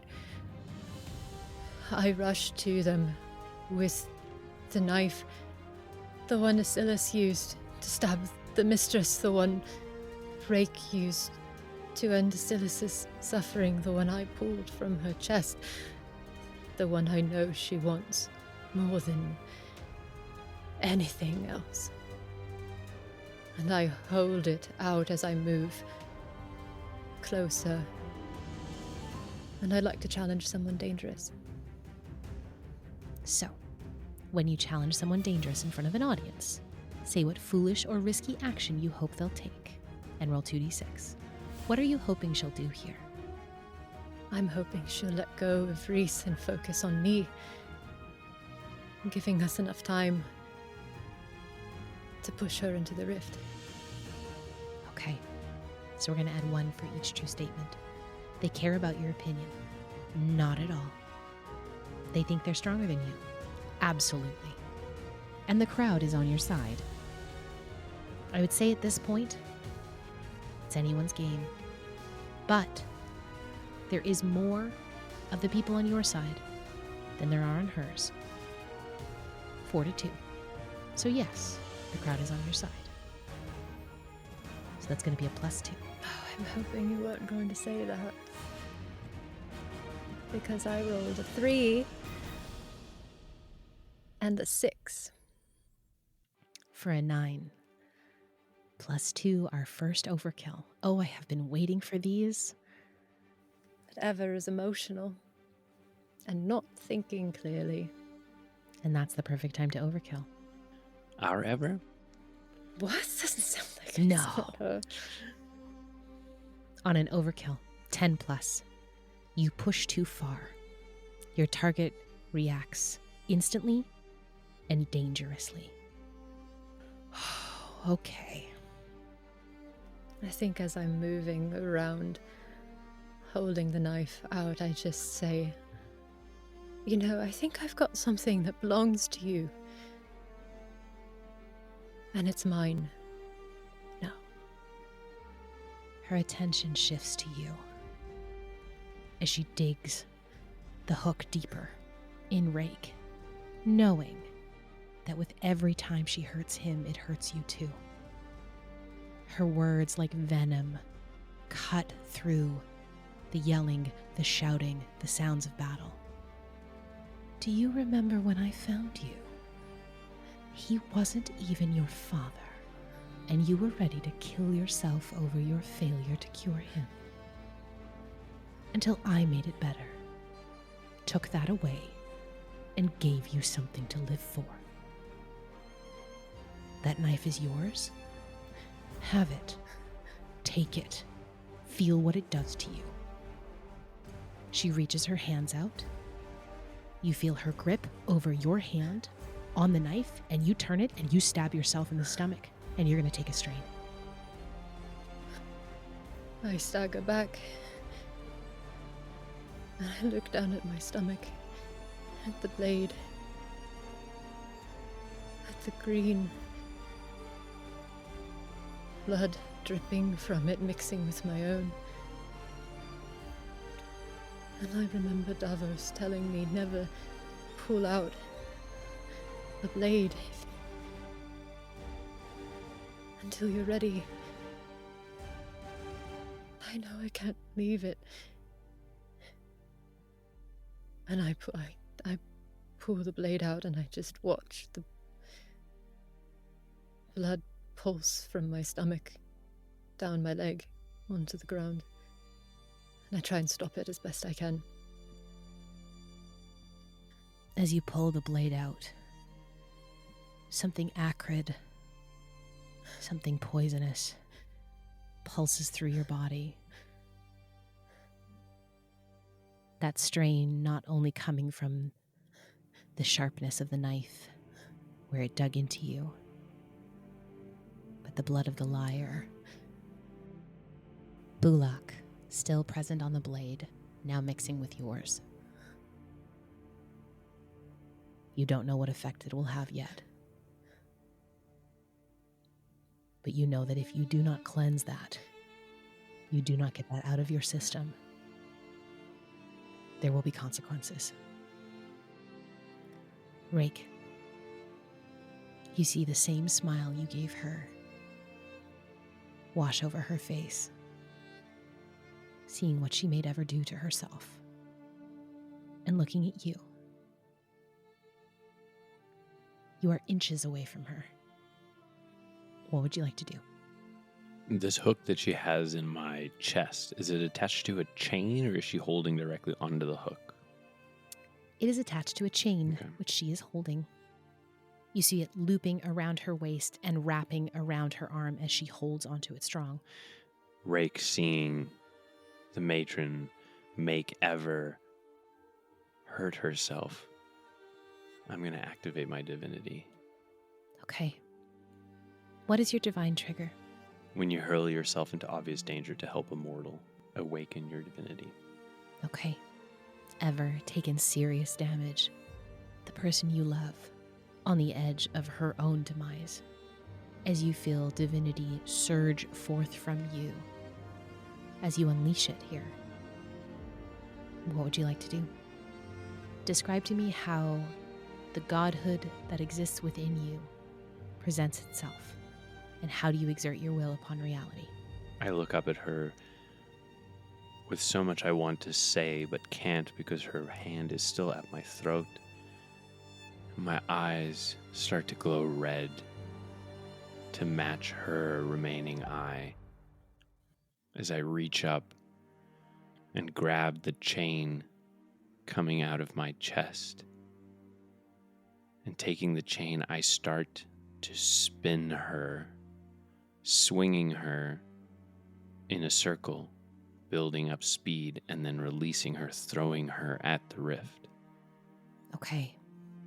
This profound, divine strength surges forth from you. You cannot unhook this from your rib cage, but you can certainly use her momentum and the length of the chain to your advantage. You whirl her around and you release her as she flies backward, at this again holding on to the rift as long as possible, as strong as she can, as your mother, the matron, manages to grip herself at the last moment, the chain long between the two of you, as she holds at the edge.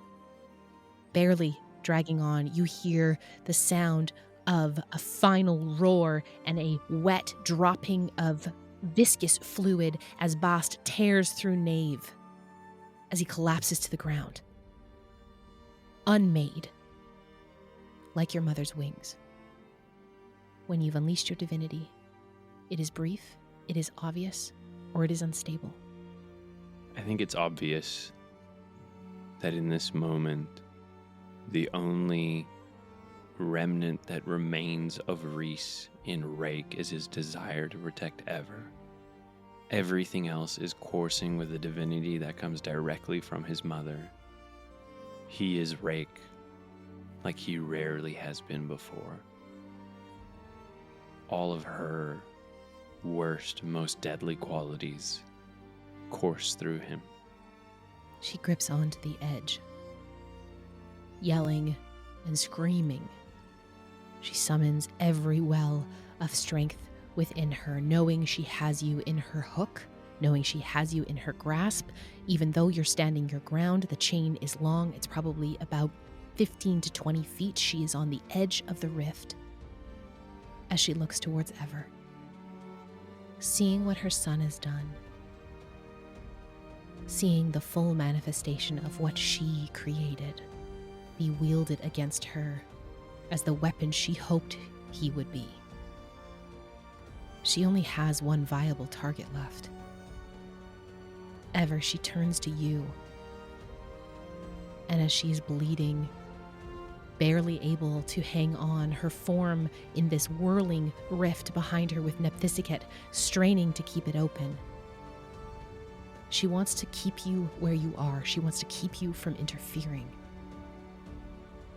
And a beam of red rockets from her eye, and you are frozen in place. It's not hurting you. It is just keeping you where you are. A final act of desperation. It's hot. It feels like if you move against it, it will burn. It is mere centimeters from your skin. Blood is gushing out from you as it encircles you. What would you like to do? I'm fully encircled. You are fully encircled. It is so close to your skin. Any movement, and it will burn you, which would leave you at 5 strain. And we would have to make a much different play than that. What are you doing here? I know that I can't move. I can't do anything with this field around me except manifest a miracle. It's my only option. And I think as that field, that glowing red, starts to encompass me,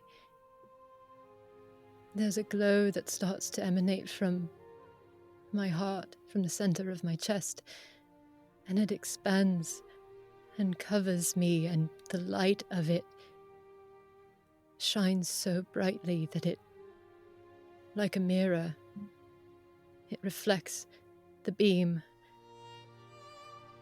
onto itself. And I sacrifice the power of creation in order to create a reflective field of itself to break this cage. Okay. So, using the crucible move of manifest a miracle. So when you want to manifest a miracle, sacrifice a power. You've described how you channel that power into the world to its fullest potential, breaking the cage. And then you erase it from your sheet. You can never use it again. But I will let you keep that reflective mirror. I will let you keep that reflective quality because you sacrificed a power to do so. You hear the cage around you, that beam of energy shatter.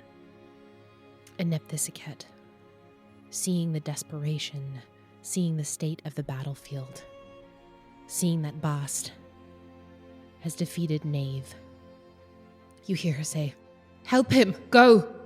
As Bast comes around behind Rake, where his feet are planted in the ground, and he grabs onto the back of Rake, using his mouth and his force to try and hold onto Rake. As the matron grips onto the hook, one hand on that, one hand on the edge of the rift, as she gets pulled backward, the wind and the vortex and the energy pulling her in, barely holding on. The chain is taut between Rake and the matron.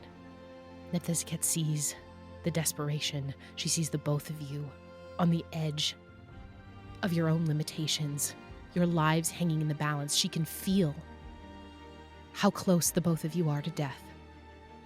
She made a promise to protect you. She made a promise to do what she could. And I think there's a moment where she realizes that holding this rift open is not enough. She looks to you, Ever. Ever, if he can hold on, I'll sever the chain. I can do that, then banish her. You see she reaches out, a hand, as Bast holds on to Rake as much as he can. You see her aiming not for the matron, not for Rake, but for the chain, to take the strength out of the chain and channel it into the magic of the tree, of the rift, to keep it open. Her hands extend. You see a beam of deep blue and gold cascade out from her outstretched hand.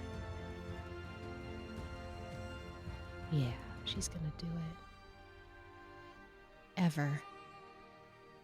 Your eyes are transfixed on the matron in a briefly held saccade, and you see a small smile pull at the corner of her lips. And you hear in your head something you're going to have to learn is that there are fates worse than death. She sees the beam begin to rocket out towards the chain, and she lets go of the edge of the rift. You see her pull both hands on the chain, letting the vortex pull her backward, and she pulls forward. Bast and Rake, you both begin to lurch as she attempts to drag you forward towards the rift. And Rake, I'm going to need you to roll to tempt fate to keep your footing. So, when we tempt fate, we say what perilous feat you're trying to accomplish and roll 2d6. You are simply trying to keep your footing as your mother attempts to drag you into the rift, drag you forward with her. And you're going to add 1 for each true statement. A skilled ally is lending you a hand. Yes. You have no other options. I don't think you have any other options. And you're far from any god that wishes you harm. No. So, that's a 2d6. And you're going to add +2. The first dice was a 1, and the second dice was a 2, for a total of 3. +2 is 5. Okay. Okay. Rake, tell me what happens as you lose your footing and Bast is unable to hold on to you. Tell me what happens. How do you lose your footing? I think there's a moment where Rake sees his mother get sucked into the rift, and he feels the Bast lose hold of him. And in his mind, he knows he should be helping Bast, like he should be pulling against this chain, but he finds himself just watching it all happen. He doesn't try and stop it. He doesn't try and do anything. He's caught in this moment of watching it as if he's not actually there. As though everything that's happened has forced him to switch off any sense of self-preservation or care. And then as he feels himself slip, he panics. It's almost like you run right into it. The beam intended for the chain hits you square in the chest. You feel the hook dislodge from you, and every ounce of strength leave your body. The air feels like it's sucked from your lungs as you feel the entire force of a god's power land upon you. And you suffer your 5th and final strain. A mistake. With the best of intentions. Oh, fuck. The chain severs. as you see the matron smiling as she disappears into the rift, and Rake collapses to the ground.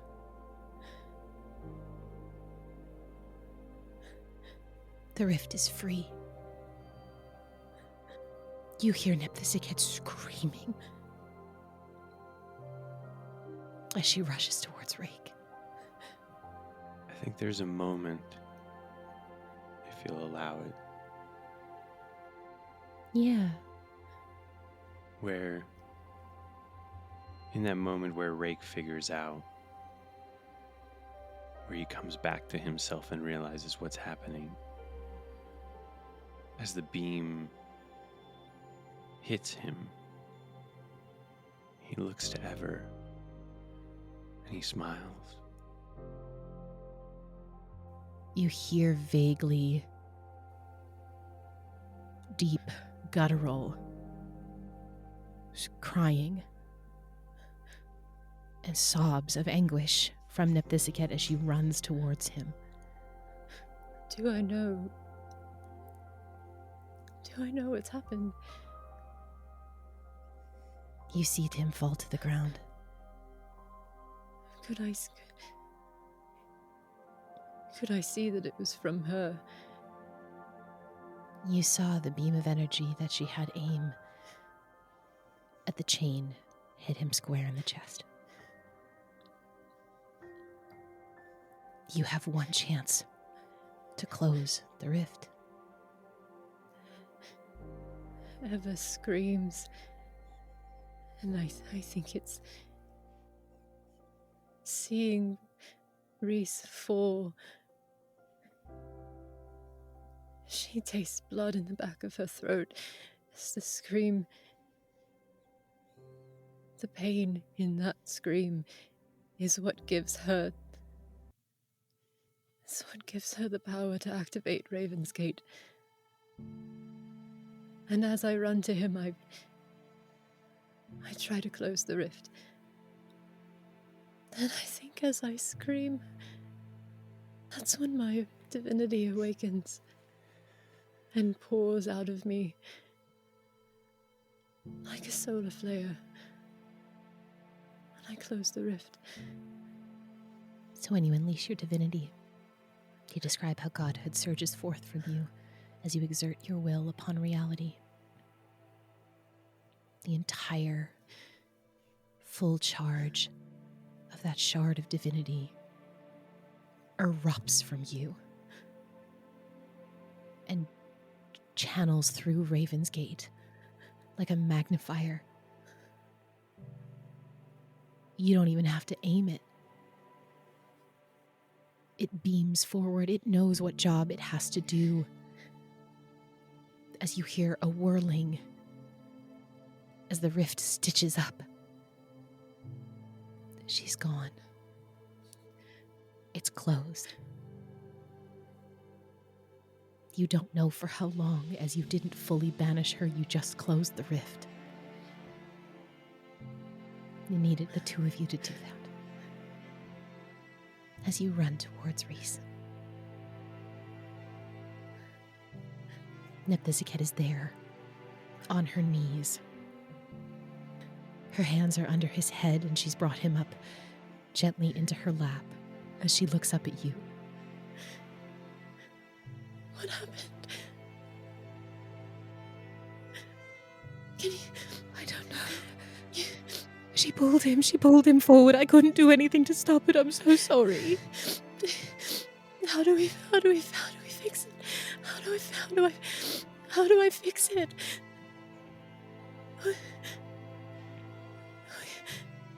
There has to be something we could do.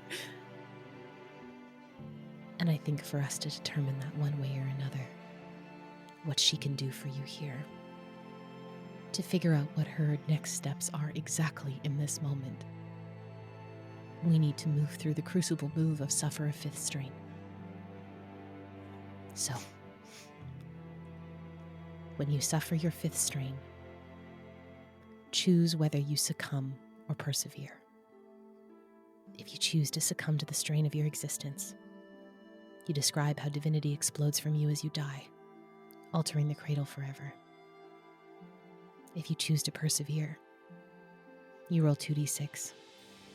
On a hit, 7 to 9, you clear 1 strain, but you also have to reveal something as you fight through the pain. There are things that happen for a strong hit and a miss, but I gotta turn that to you, Yanis. What do you want to do here? Succumb or persevere?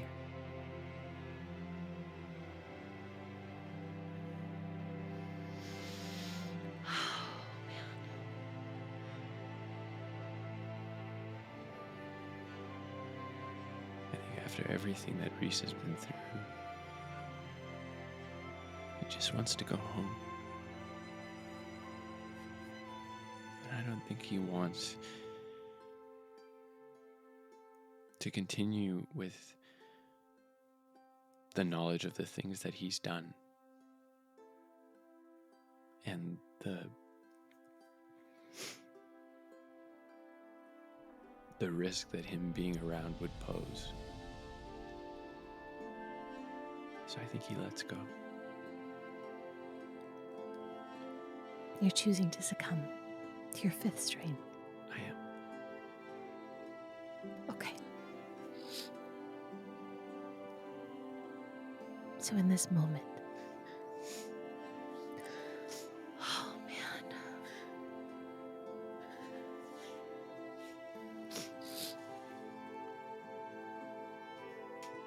through racked tears and sobs, desperately trying to pull herself together, for you, ever, for herself, for Reese, for the whole fucking cradle. She looks up at you, tears are streaming down her face. If he wanted me to save him, I could. But he doesn't.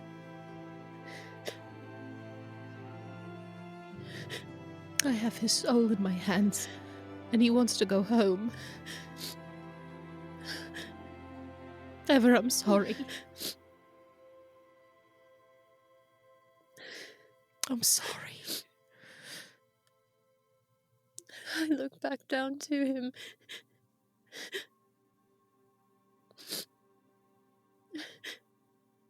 You can't leave me. This isn't how it's supposed to end. No, it's not. No, it's not. You have things to do.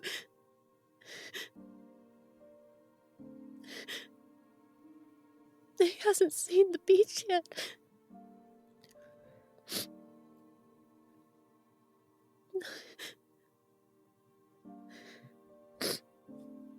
And I place both my hands on his chest.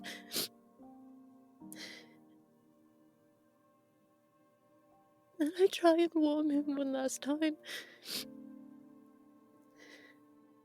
I don't want him to go home cold. Oh. I won't make you wield a power to do that. Ever. The shard of divinity in you, having activated and sealed the matron away, shines still. The sound of everything getting really quiet. There is nothing here but the 3 of you. Bast sitting 10 feet behind Nepthisiket, lying down in deference. Nepthisiket looks to you as you do this, looks down at Rake, and up to you as you do this, Ever. And she is crying, but there is a soft smile that pulls at the corner of her lip. He's trying to take care of you. And because of who he is, and the power within him, when his soul separates from his body, I don't know what will happen. I don't know what happens when someone who is the child of a god dies like this. But I will hold him,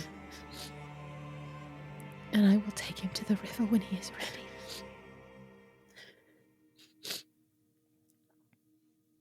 Can he still hear me? He's still here. Yes, he's still here. I lean down, and I lay my head on his shoulder. I made a deal with Sovon, Reese, back in the dreamscape.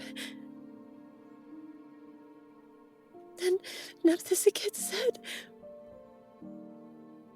that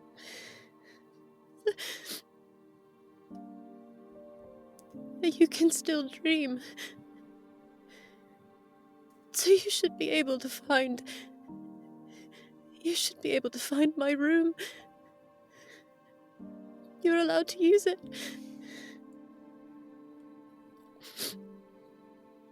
And there's a bowl of oranges on the table. You can have as many as you want. And I'll be there, waiting for you. And we can see the beach together. Come find me. And after a moment, I'll sit up again and wipe my face.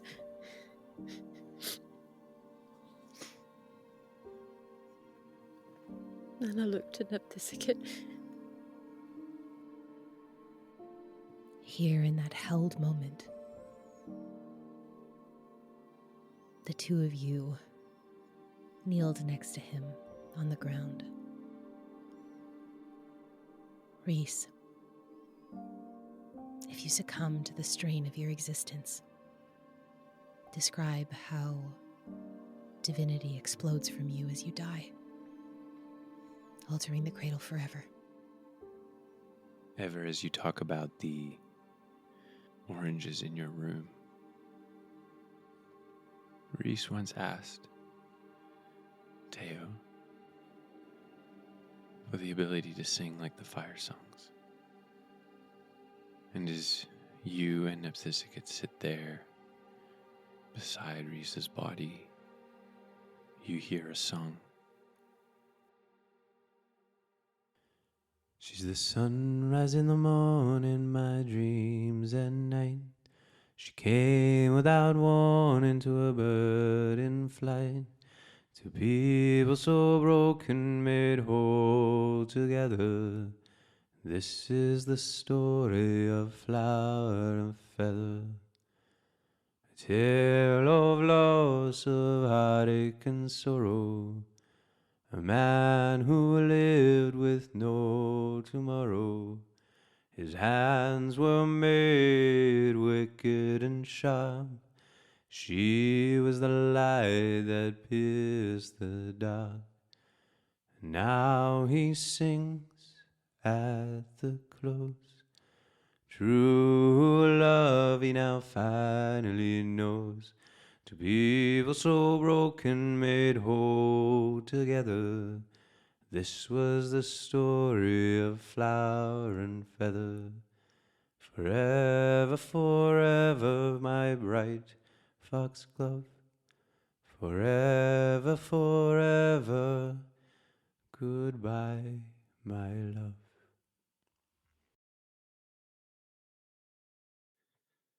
And as he sings, like the fruit, you see an ember start in him, growing brighter and brighter. And as it gets almost so bright you can't look at it, you see it throws a shadow. And as that shadow stretches across the ground, you see it move and rise in the form of rake, long taloned hands. And it looks at you, and it moves towards the tree, fading into the tree. And as the glow subsides, you see where Rake was.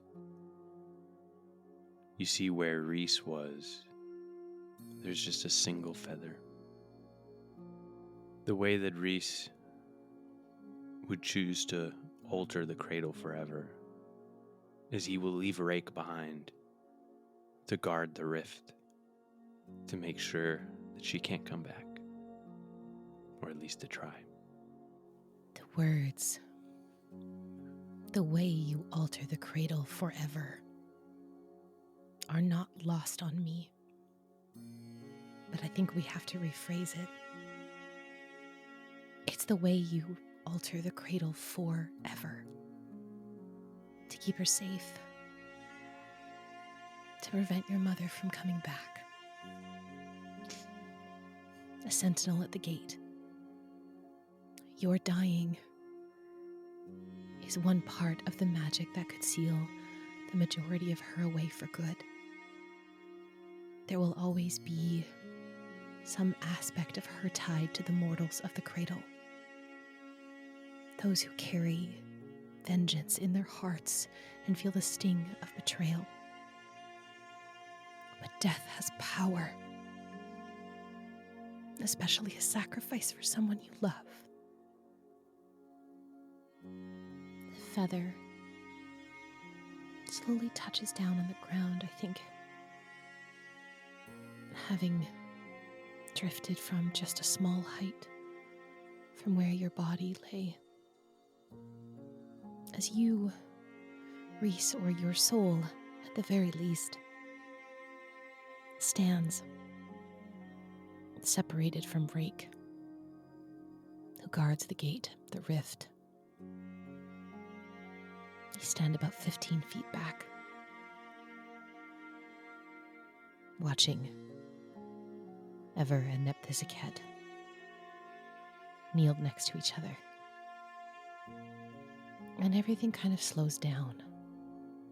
It doesn't stop, like the time stop with Asilis did. No, this is different. And you feel a hand on your shoulder. Is it time? Only if you wish it to be. We can stay here as long as you like. I will take care of her. I promise. I know. I just wish... I wish I could have met her sooner. Maybe the cracks wouldn't have been so big. There are a lot of things that should have happened sooner.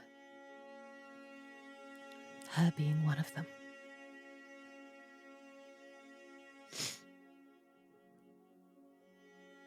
She will come find you one day.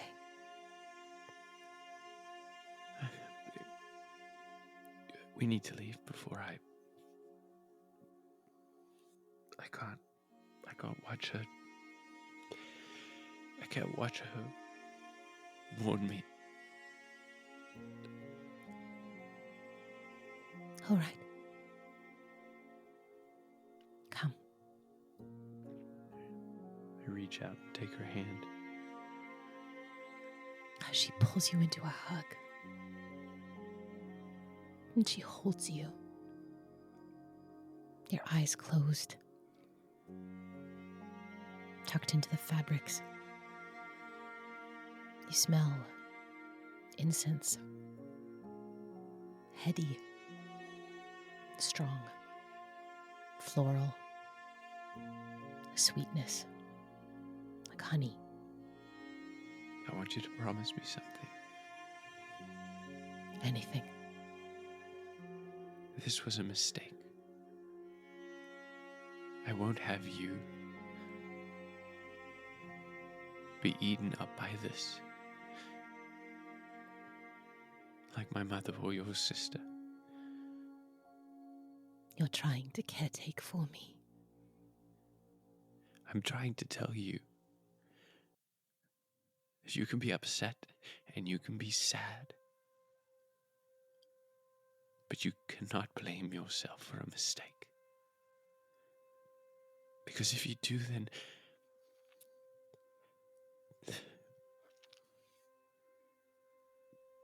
then I am beyond forgiveness for the things I have done.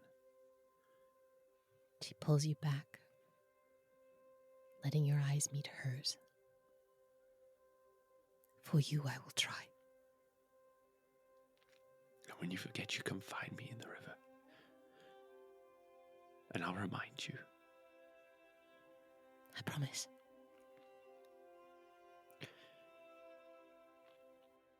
Thank you.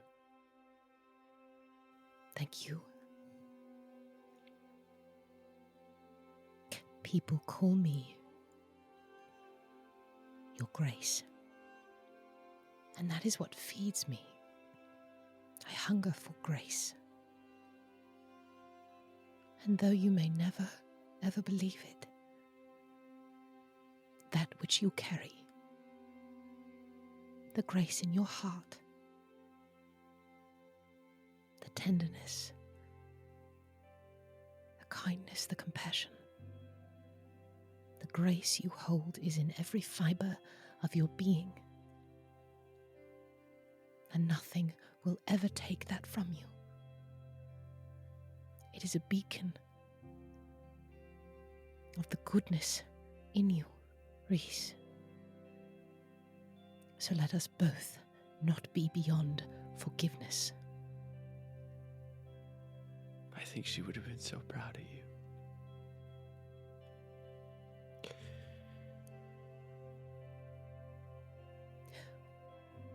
When you're settled,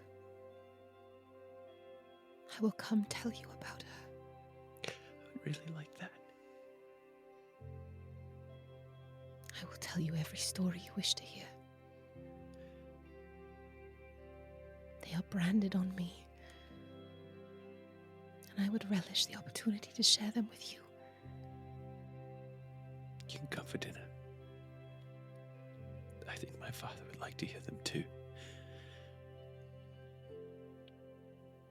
He always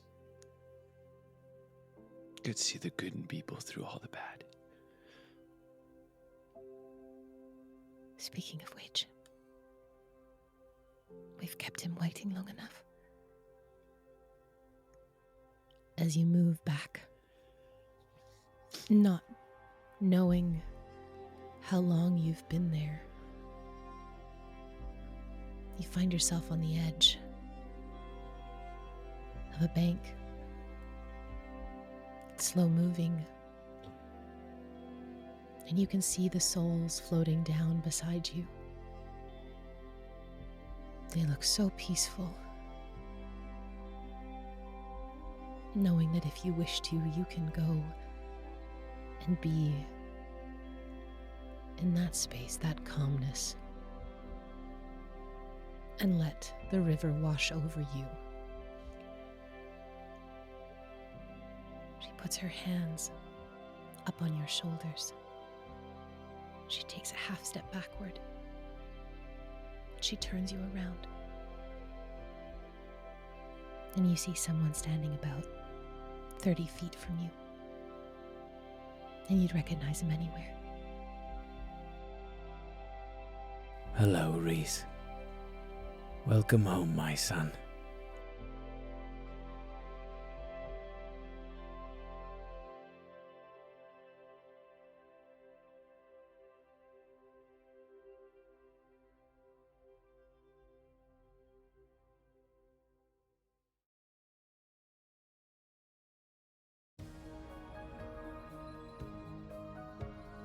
Godkiller Balance is performed by M. Carlson, Gina Susanna, and Yanis Vessels. This season's dramaturge is Tim Carlson. Special thanks to our campaign artist Mishy, who you can find at MishyArt on Twitter. Our main theme for this episode, Light and Dark, was composed by Sean McRoberts.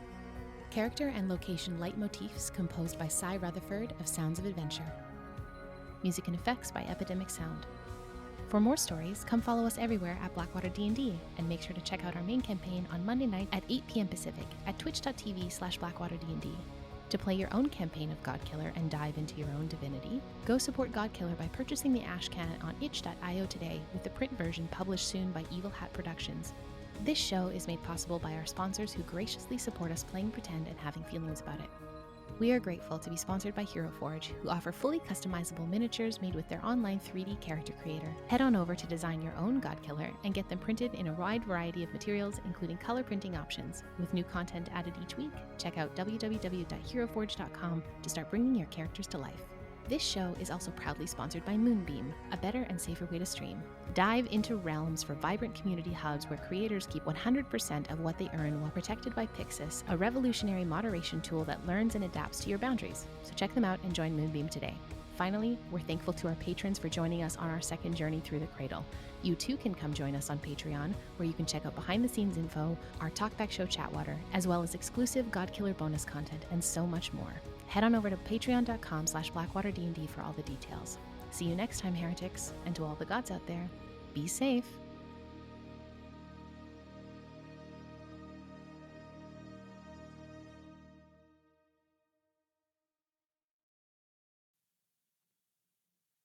Oh, man.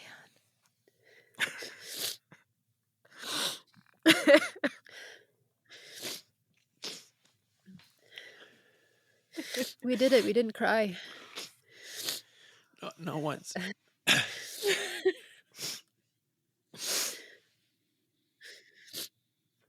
It's all acting. I'm fine. It's part of the scene. I'm emotionally unattached from it. I'm the GM. I'm just here to tell the story, not cry about it. God damn it.